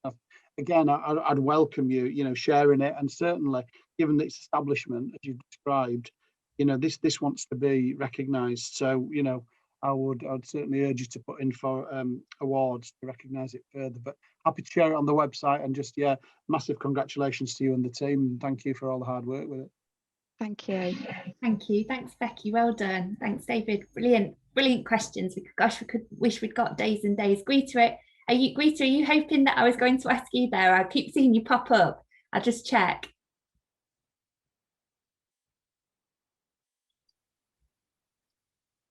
Can you hear me now? Yes. Sorry, Gemma, what was the question? Oh, I just wanted to check if you wanted to say something. Always want to say something. I agree with you, Gemma. Rebecca, that was brilliant, and what a fine example of the passion and commitment to wanting to do better for those people who present in the acute setting. Fabulous. As an acute nurse, I know how disruptive acute nurses can be. So a huge challenge, and as Gemma said, so many PDSA cycles involved. Is there a vision? I've got a vision in my head of the Raj figure. Is that a cartoon figure, or what does that look like? Yeah, it's basically just a cartoon. Oh, I'd love to see that. You're going to have to share it with us, Becky. I will. Brilliant. Thank you, Becky. Thank you. Thanks, Greta. And I'm going to tell Rada that we had somebody present and also breastfeed at the same time. I think that they will be so impressed. Well done. So our next presenter is Beth. Hi there, Beth. Hi, you okay? Whenever you're ready, Beth, over to you. Lovely. Can you hear me all right? Yeah, perfect. Lovely. So my name's Beth. I'm a case manager. I work for Doncaster CCG. My project was around commissioning respite locally, primarily to prevent family and carer breakdown. So when I first started in post, it was a newly established role. So predominantly I case manage individuals in receipt of NHS continuing healthcare, and it was acknowledged that these individuals had a lack of case management, and often there was a lack of care coordination and timely reviews really of the care and support that they was in receipt of, and often that was just getting reviewed at DST reviews. So when I came involved in the post, we had a number of individuals to case manage up and down the country really, but predominantly what came out of that is the lack of respite provision for a number of individuals on my caseload. So if we can just go to the next slide. So obviously just setting out kind of what my quality improvement project was, and kind of why I chose to do that. So predominantly, obviously, I chose to do the project because there was lack of respite provision for individuals with complex health needs in the local borough. It was quite clear that there was a number of respite provisions for people with autism, challenging behaviour, or individuals that quite required less support. So a number of individuals on caseload were accessing respite out of area, often travelling 2 hours away from the family home. Other individuals literally had no respite provision in the package of care because there was no service out there to meet the individuals' needs and the complexity of those needs that they displayed. So just touching on benefits, I'm sure we're all aware of how beneficial respite is not only for the individual but for main carers and family. You know, it does prevent family breakdown and crisis. It's beneficial for the individual because they get to socialise with other individuals with similar needs and abilities, promoting social inclusion and meaningful activities in a service outside of the home. We also are aware that respite benefits family in terms of reducing carer stress and in turn yielding more positive benefits between the carer and individual. If we could just go to the next slide, please.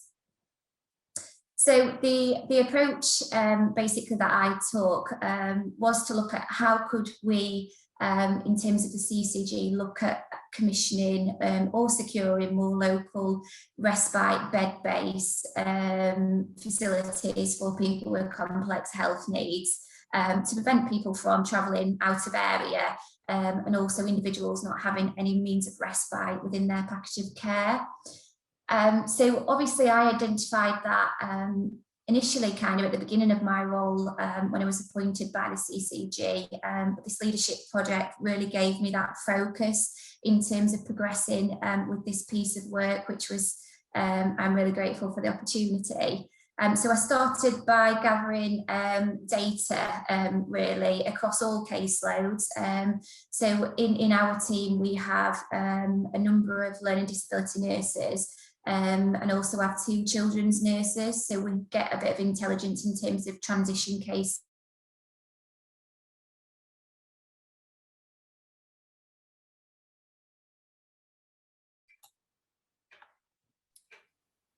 Looks like we've lost Beth. Oh, I thought that was me. Have you lost me? Ah, there, you're back, you're back. Did I go? Can you hear me all right? Yeah, you're back again, you're fine. Yeah, sorry, it must be, I think my connection's really unstable. Can you hear me okay now? Yeah, it's clear. Brilliant, okay, fab. Yeah, so obviously I progressed in terms of gathering the data, in terms of the individual, in terms of whether there was a female, male, their age, ethnicity, standard costs in terms of their care package, whether that respite was delivered locally or out of area. Just a brief description of their needs in terms of the support that they would require in terms of health interventions, and also any kind of concerns from a main carer or family perspective. That within itself was extremely challenging, I'm not going to lie. Often our databases wasn't up to date in terms of a breakdown of the care packages that people was in receipt of.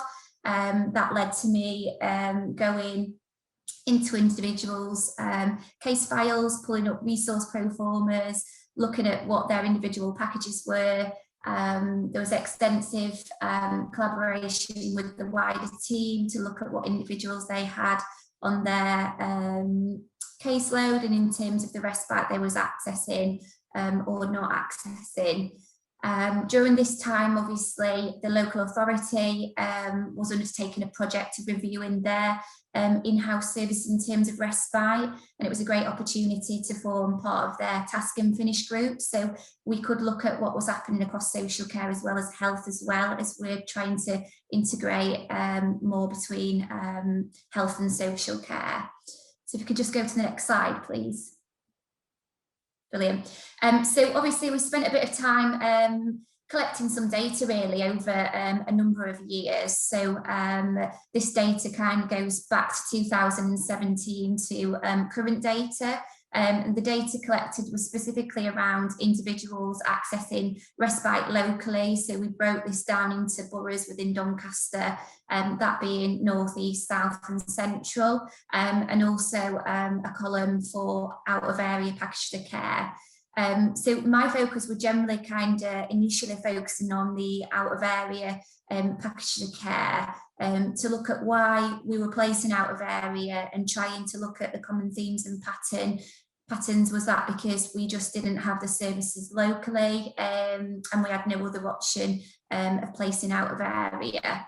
So as you can see, obviously it's really small numbers, but in the first data collection 2017 to 2018, we collected that we had 8 individuals out of area. If you can just go to the next slide, please. And again, we did the same for 2018, 2019, and pretty much the numbers still remain static with 8 individuals remaining out of area. And then, sorry, if you can just go to the next slide. And then as you'll see, the data that we started to collect in 2019 to 2020, the numbers out of area reduced significantly. So we dropped from 8 individuals to 3 individuals.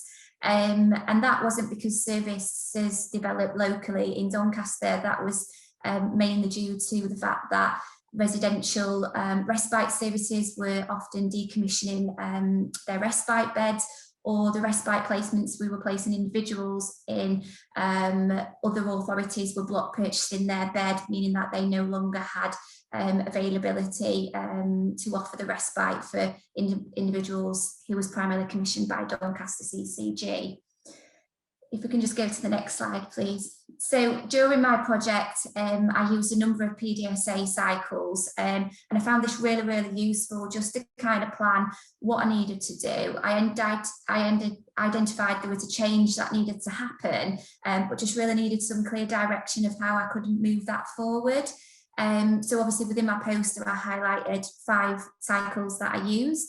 So the first cycle being, again, just breaking it down in terms of accessing caseloads to establish the individuals that didn't have any access to respite, those that was accessing respite locally, or those accessing respite out of area, purely to get a baseline and a starting point of figures, really.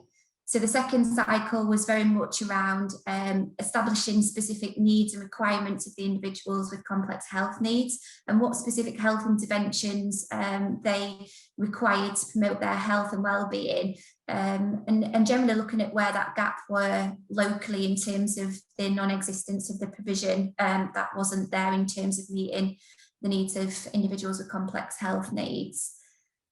Third cycle, we kind of looked at liaising with families and carers, you know, because it's equally important, and I'm sure as LD nurses we always take an account of main carers' needs and well-being, so we can continue to sustain packaged care at home for as long as practically possible.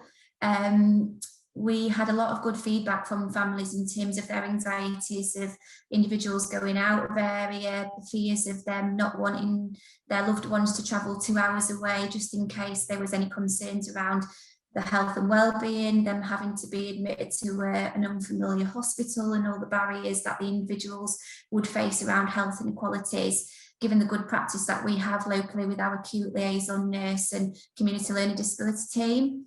We also sent out questionnaires to individuals and families, really, just to gain some information around what they felt our local respite services, whether that were privately commissioned or commissioned through the local authority.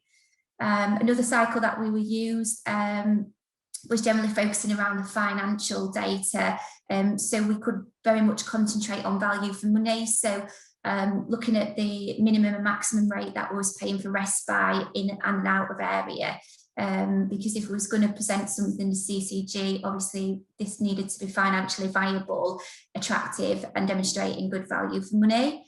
And the last cycle that was utilised were attendance in the task and finish groups, which was a really good forum to attend. We had many representations from commissioners across health and social care. We had financial representation, we had family representation and advocacy there, as well as other wider MDT members, including social workers and case managers. So if we can just go to the next slide, please. So basically, I've just highlighted some points around the impact of my quality improvement project, and some of the points really focused on highlighting those individuals in receipt of NHS continuing healthcare who predominantly access local provision within our borough, and individuals accessing services outside of borough. The numbers at the time when obviously I collected data for this project did highlight that we had 6 individuals with no means of respite. That number was significantly higher, but due to crisis situations, we had to place people, unfortunately, out of area to sustain that package of care at home. We also highlighted that % of individuals accessing out of area, like I said, did increase. We had an increase in figures over the periods of data collection. The information I gathered from online systems were not always reflective of accurate costings and respite services access. So some of the data that I was collecting and sharing was as accurate as I could get it. And it did identify that we do need to improve in terms of recording packages of care on the system. So that has generally been communicated to our contracts team and finances. And then lastly, the findings through the work that I did through the task and finish group highlighted that there was a bed capacity within a local authority respite provision. So they was kind of looking at a cost saving across their services, but we'd often placed into those services as a last resort, really, where we couldn't access any other means of respite provision. But we noticed that we had to do a lot of work to ensure that health interventions were delivered and the complexity of these individuals' needs were safely and effectively met. So if you can just go to the next slide, please. And then lastly is just around my leadership learning. So obviously from this quality improvement project, I did obviously achieve a number of leadership learning outcomes. One of those being development of critical thinking skills, the other being effective communication and collaboration, not only with families, but commissioners and other wider professionals that I'd never previously met before. So it was a good opportunity to network and collaborate with other people. That in turn obviously was able to develop my active listening skills and empathy towards others. I also was enabled to drive effective change, but also demonstrate into the CCG how we could look at cost savings to make sure that we could drive this project change further. Another learning outcome was partnership working between the CCG and local authority, and that really has just strengthened our professional relationships really, and effective communication and achieving timely outcomes for the people that we support in Doncaster. Another learning outcome was the ability to inspire and convince others with the idea of change. So as previously stated, I identified this area of change probably a couple of years ago, but there was never really any appetite to drive that. And obviously this learning project really gave me that drive to facilitate and enable that project to move forward. And lastly, it has enabled me to develop my own confidence and positive outcomes around the things that I'm passionate about in terms of driving change. And it's also enabled me to reflect on the learning skills that I'd already kind of acquired and developed in my role, but possibly, you know, had not kind of reflected on that previously. So the learning development programme really enables me to take a step back and acknowledge the strengths that I already had, but possibly, you know, didn't acknowledge those. And lastly, the next steps of my project was really to progress with the completion of a quality paper to present to the senior management team, looking at a quality impact assessment to look at how we can ensure that it is a business plan to move forward. I've now been successful in achieving and completing that with the Deputy Chief Nurse for the CCG, which has now been submitted, and hopefully I'll get the opportunity soon to present that, and then hopefully we'll get a decision in terms of whether we will be able to block purchase a bed solely to meet the needs of individuals with complex health needs. And that's everything from me. Thank you, Beth. Brilliant. Beth, if we were in a room together, I'd be giving you a massive high five. Right? I'll just do it through the screen. That was fantastic. Well done. David, so you got a question for Beth? Yeah, question and feedback. Beth, thank you for that. I'm kind of staggered by all presentations so far, but this one, in terms of there's kind of been over the years a fashion to respite or not, and we've lost faith in that whole concept of respite. And so it's a thank you, I guess, in part, to say that you ventured somewhere that a lot of areas have strayed from at a time when it's probably more needed than ever. So, and you've illustrated that really well in what you've said. I like the fact that you've grounded an awful lot of your work and your project piece in actual data rather than assumptions about something, because it's so vital, especially as you've described when you're going to look towards making potential business case submissions. So massive credit to you. I guess a question for me is, and you might not have got there yet, but I would be really interested to learn or understand whether or not you plan to do any type of quality assurance piece of the respite experience for those individuals. And kind of the reason I say that in twofold is, so I had kind of it's not the right word, but I had the honouring part of reviewing all of those individuals who at some point had lived at Winterbourne View after the awful events that happened. And it really spoke to the fact that whilst that wasn't respite as such, the oversight of people when they're out of an area, and some weren't very far out of the area, some were miles from home. So have you thought about that at all? Yeah, definitely. That's something that we are going to progress with, because often what I was finding is we wasn't getting good value for money. People's needs wasn't safely and effectively being managed. There was poor record keeping, poor care planning, risk assessment, and we was paying in excess of £500 a night for these provisions. So we didn't have intelligence in terms of contract monitoring, quality assurance. I wasn't particularly getting anywhere in terms of local authorities and CCGs in terms of what local contracts monitoring they had in place. So I just felt if we had that vision locally, we'd have more influence in terms of, you know, and driving that quality of services that people are in seat of. And also we have a specific contracts monitoring team, where we are able to collaboratively, you know, work with them to look at the quality of our services we've got locally and how we can drive and move that positive change, really, to make sure that the individuals are getting the best services that they're entitled to receive. So definitely that will come on the back of the work that we're doing. Brilliant. And I guess just back to that earlier point of the presentation around the role and skill set of LD nurses, I want to credit you particularly around the fact that you're straddling two domains there. You're clearly a very passionate clinician, but you're speaking to the language of commissioning and the politics of that. So, and I know that brings its own challenges, but yeah, well, a really big well done, and thank you for it. Thank you. Thanks. Fantastic. Brilliant. Okay, we'll have to move on to our last presenter now, because we're grossed over time. So we're going to move on now to Jed. And whenever you're ready, Jed, the screen is yours. Okay, thank you. Thanks very much, Gemma. This is a project, it's quite interesting really, because it's a project I've been interested in for about 4 or 5 years. Harshal, could you go onto the first screen if that's okay? As acute liaison nurse in a general hospital, there's tons and tons of things that potentially can be stumbling blocks and barriers for people with learning disabilities. But I think one of the ones that I've found most where I work is about the lack of identification and flagging of these patients.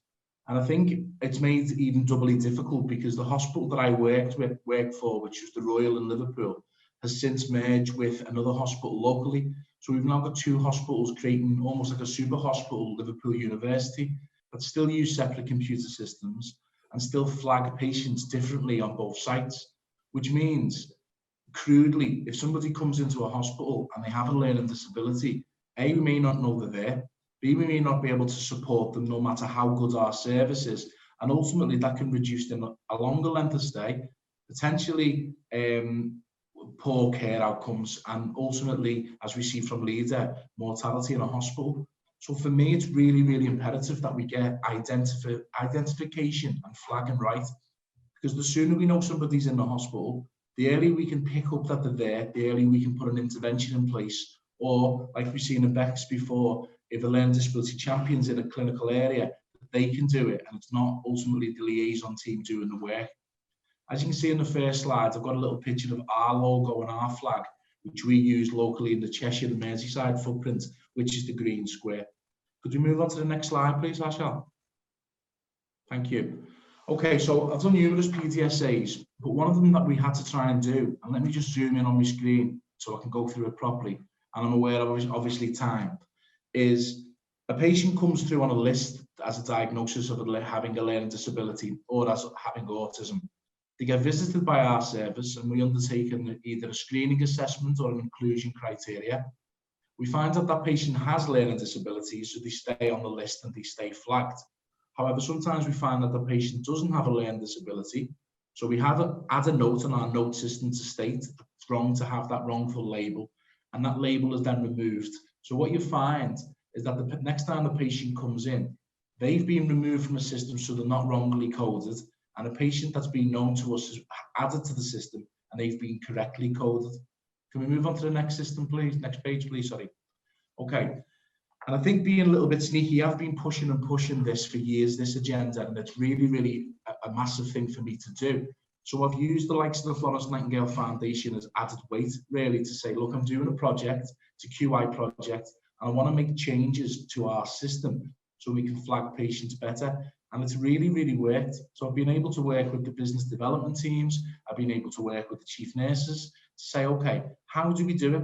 So I know this is a very busy slide, but basically what we've been able to do is use all of the patients that have been known to our service, who've previously came in before, who we knew about as a learning disability team. And then what we've been able to do is pass this to a development team and say, okay, flag these patients on the newly created system to show that they've got a learning disability. So actually we know they've got a learning disability, but nowhere else does. So what we've been able to do then is we gathered that data, passed it over, and then we were able, as part of the study aspect, to analyse what we've done, to examine what we've done, and produce the results, which will be in the graph on the next slide. So the next thing I'm looking at then is saying, okay, oh, here we go, is, okay, we wanted to make it a system-led issue rather than a person-led.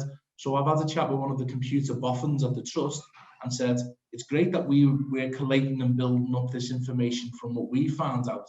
But what we need to do is, if a patient is identified, how are you putting a system in place that automatically flags that patient? Because ultimately, as it was mentioned before from the other liaison nurse, our role is to work ourselves out of a job. We want the hospitals to run without us. So ultimately, if there's no person here to add a flag, how are we doing this? So this slide now shows the results of September 2019. We didn't have anyone. Nobody with a learning disability was on the system because the system wasn't created yet. In October 2019, we were able to add 1,060 patients with learning disability and autism as having a learning disability. And then throughout this last year, up till 2020, we were able to build on that information using the weight of the Florence Nightingale, using the weight of this QI project to add both the new patients of learning disabilities and those in our sister trust to build them together. So now currently on our internal systems, these 1,572 and increasing daily patients known to us with a learning disability. Can I move on one more as well, please? Okay, here's just some little bits of feedback that we've received from the hospital. I'm not going to go through that, but it's on the screen. But people seem to like it and understand that it's working. So on the next steps, which I'll talk about in a moment, because of the weight that we've got so far now, I'm able to say to the systems developer, okay, we now know who these patients are. They're on one part of our system and we can see them as a learning disability team, but they're not fully yet on the patient's main banner.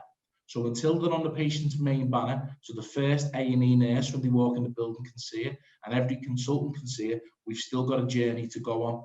And as you can see in the bottom post on the senior systems developer, I then said, you can do it because you're doing it for COVID, so it does exist. So why aren't you doing it with learning disability patients? Now, I know that these are a global pandemic versus a small minority of patients, but having some evidence and some numbers and some data and the weight of this project to say, this is a real game changer. If you can flag, we can then see who the patient is instantly, means that they're going to do it going forwards. So if we go on the next slide again, please. So currently, I know it's busy, it looks a bit ugly.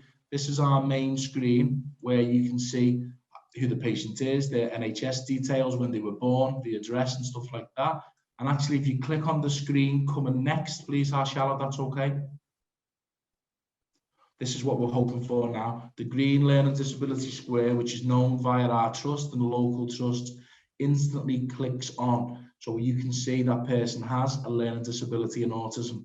Ultimately, my dream on this is that when you click on that green square, behind there will have care plans, health passports, up-to-date records. It will link in with the national driver of the summary care record reasonable adjustment flag.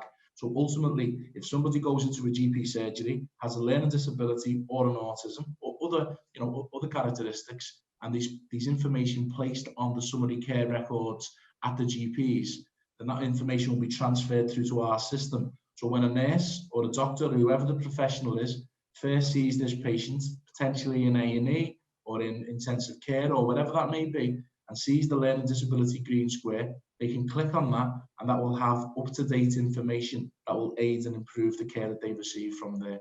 Is there any more after this one? I'm not sure if there is. Okay, and that's everything. I know we're pushed for time, but I think, I mean, the presentation and the slides are slightly different to the poster, but I think the overall picture that I'm trying to paint is, if we've actually can identify the patient sooner and we know who them patients are, It's linking in both the two new hospitals that we work in, but then ultimately it's going to be working regionally with the GPs, with the local CCGs, and ultimately nationally, to make sure that people who are identified and flagged as having a learning disability come through automatically on the computer system that we use. Amazing. Thank you, Jed. My goodness, I tell you what, I wouldn't like to be the IT person that disagreed with you, Jed, because that was a convincing argument. Don't get in the way of Jed. Absolutely brilliant. Fantastic. David, comments, thoughts? Are you on mute, David? I don't think I have any questions as such. Jed and I are acquainted anyway, but a couple of things. I wrote down, I think Jed used the word sneaky. So that's going to feature in my future presentations. Core skill of the learning disability nurse is sneakiness.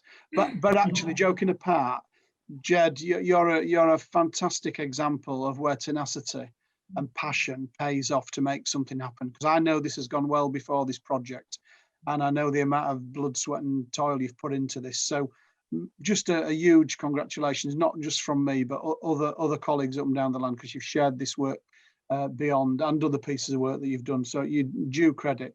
I guess there's something about where programs like this, and it's probably a mention for the other colleagues on the call who've not presented. It's a good example of where programs and projects like this can be used readily as leverage to actually ignite and get further progress across a care system. And as you say, Jed, using the Florence Nightingale Foundation as a leverage to do just that in part has helped. So huge credit to you. I was going to say what your wish list moment might be, but you answered it through that icon and what what sits behind it, and the fact that everybody should use it. But yeah, absolutely huge credit and thank you to you and the team for all that you've done and continue to do. Thanks, mate. Thanks, David. And that's been a theme, I think, through the presentations. There's been tenacity, and there's been something about dreaming as well. Everybody has talked about, this is the first stage, my dream is this, and this is what I want to conquer. It's been absolutely phenomenal. So thank you so much to everyone that's presented. Absolutely brilliant, excellent example of what can be achieved. So we're going to break off now into some small groups to give you a chance to do some reflecting on what the programme has offered you, and probably most importantly, where it's going to take you now. So at this point, drawing a line in the sand, what are you going to use now as your platform to move forward and progress? So we'll break you off into groups for 20 minutes, have that conversation with each other. But I'd like you to come back with, and this is going to be your challenge, one word, and you're only allowed one word to describe that experience, what that impact has been.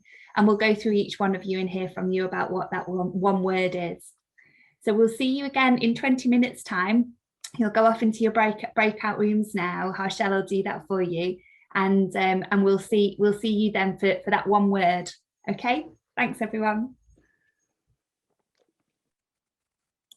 Everyone's slowly being teleported across. Hi Becky, Nathan's back, got Emily. Hello. It's nice to see all your faces. I'm going to get everyone to turn their cameras on for a bit. Oh, look at Saf's garden. It's very pretty. She's just had to answer the door. She'll be back.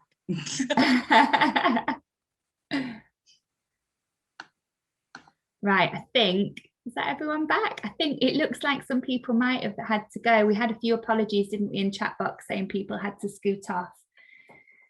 So, I mean, gosh, guys, I've just been talking to Greta and Adam and Claire in the break, and just absolutely blown away by what we've heard from this group in the presentations. And I did actually, David's had to leave, and I did quickly check my emails, and I'll just read out to you what he said.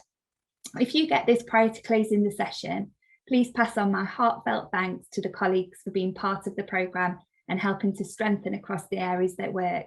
A powerful message as to the amazing work learning disability nurses deliver. They bring real pride to my profession. And the last little sentence he said is, I'm inclined to think we should feature everyone's poster on the LD nursing website under a specific F&F's tag. What do you think? Well, I'm going to say absolutely yes. We should absolutely do that. So so I'll make that happen. We'll initiate that, and we'll make sure all of those posters are there, and we're sharing the fantastic work that every single one of you has done. So normally if we were, oh, so Sarah's got to leave. Thanks for coming, Sarah. And we are recording this, everyone. So anybody that has had to leave, we'll be able to pass this on to them. So normally what we would do is post you out a nice glossy certificate, and you'd also have a really nice pin badge as well, your F&F pin badge, and that will come to you when we're able to safely get back into our offices in London. One of our first priorities is to get those out to everybody. So in the meantime, we've emailed you all your certificates, and at this moment, then what we'll need to do is just to really take a moment to acknowledge, and we're going to use that one word to make that acknowledgement. So we'll keep this on record, we'll edit out this little bit, and then we'll be able to send it all to you as a momentum of what you've achieved. So I'm going to call out each person's name off the list. If you can pop your cameras on, be even better, because we'll want to see your faces. And you'll have to tell me if I miss anybody. Okay, so I'll start off. Remember, it's one word. That's the challenge. So Cecilia first. Hello. Sorry, I have my device in the charger. I don't know if you can see me. So I can't see. Yes, we can hear you. Yeah. My one word that I discussed in my group is valuable. Valuable. Lovely. Thank you. And Cecilia as well. Refined. Could you say that again? Refined. Brilliant. Thank you. And Lucia? Yeah, networking. Thank you, Lucia. And Nathan? Inspirational. Oh, fantastic. Thank you. You absolutely all are. Rebecca? Motivating. And we've got Rebecca P as well. Sorry, I'm just having a bit of a coughing fit. My word was interesting, sorry. That's brilliant, thank you. And Robin? My one was networking. Thanks, Robin. Beth? Aspiring. Fabulous. Charlotte? Igniting. Igniting, love it. Emily? Oh, we've got Emily Ankers-Brown and Emily Kay. So we'll go Emily Ankers-Brown. Enlightening. Enlightening, love it. And our other Emily?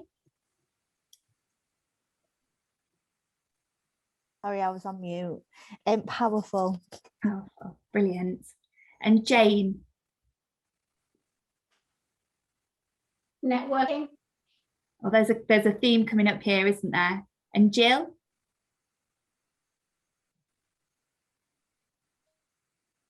Enlightening. Brilliant, thank you. Kirsty? Mine was networking too. And Lou? As was, I can't even remember. Enlightening. You go with that one. And we've got Lynn. Connected. Connected, brilliant. Saf? Heartening. Heartening. Sarah? As a group, we all went with enlightening. We didn't realise it was a word each. Apologies. So I'll just go with empowering. Empowering. Lovely. Now, oh, and Oyin? I had inspiring before, but now I'm thinking metamorphosis. Oh, love it. I love it.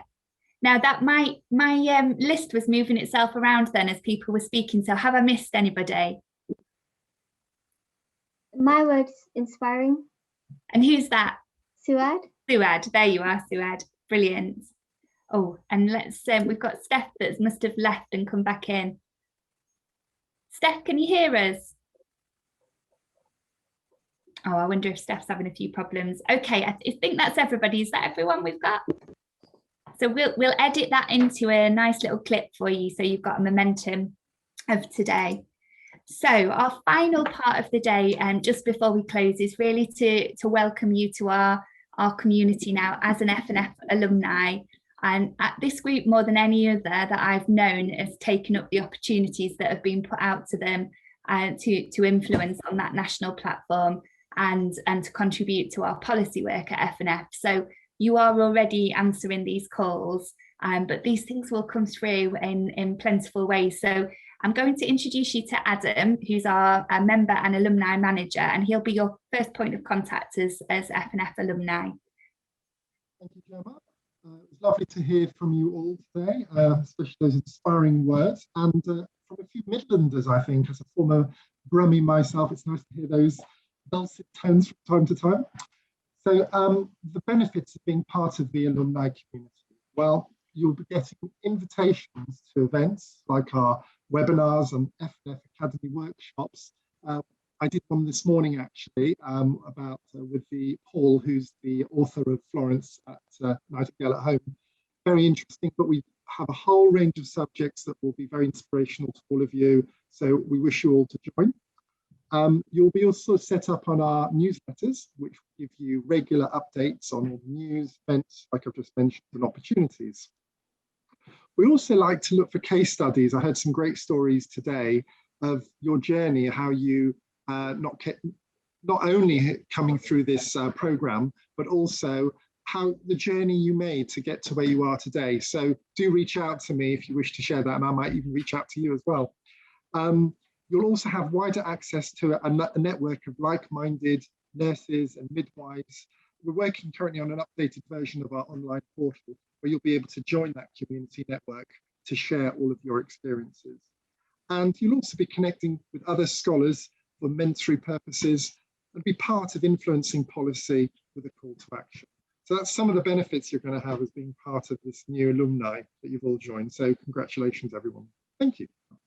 Thank you, Adam. And Greta's here on the call and just wanted to say a final few words before we close as well. Thank you, Gemma. Listen, thank you, everybody. It's been fascinating. Sorry, my camera's just gone out. That's better. Yeah, thank you, everyone. Fascinating. Really enjoyed listening to all of your progress.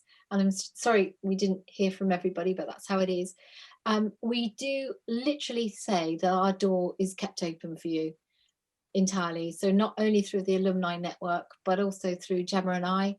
You've got access to us, you've got access to Harshel and the other members of the Academy team. If you get stuck in your career and you just think, oh, I need that final push, what do I need? We could sort you out somebody. Maybe it's just a phone call, but actually if we can think of somebody else that would be helpful in that respect, we got our network's enormous. So there's always somebody that can help. But so doors always open, kick it down, bang it hard. We'll be very, very pleased to hear from you.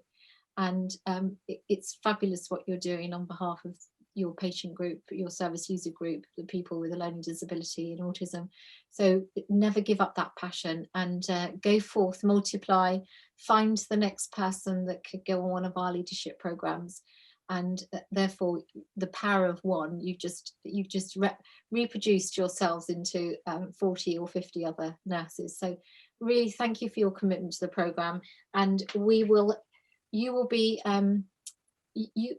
be part of our network. We'll always hear from you and we'll always be pleased to hear from you. So well done. Thank you. Thank you, everybody. Have a great rest of the day. Lovely to see you and look forward to keeping in touch. Take care, everyone. Bye-bye. Bye. Bye. Thank you. Bye. Bye. Bye. Bye.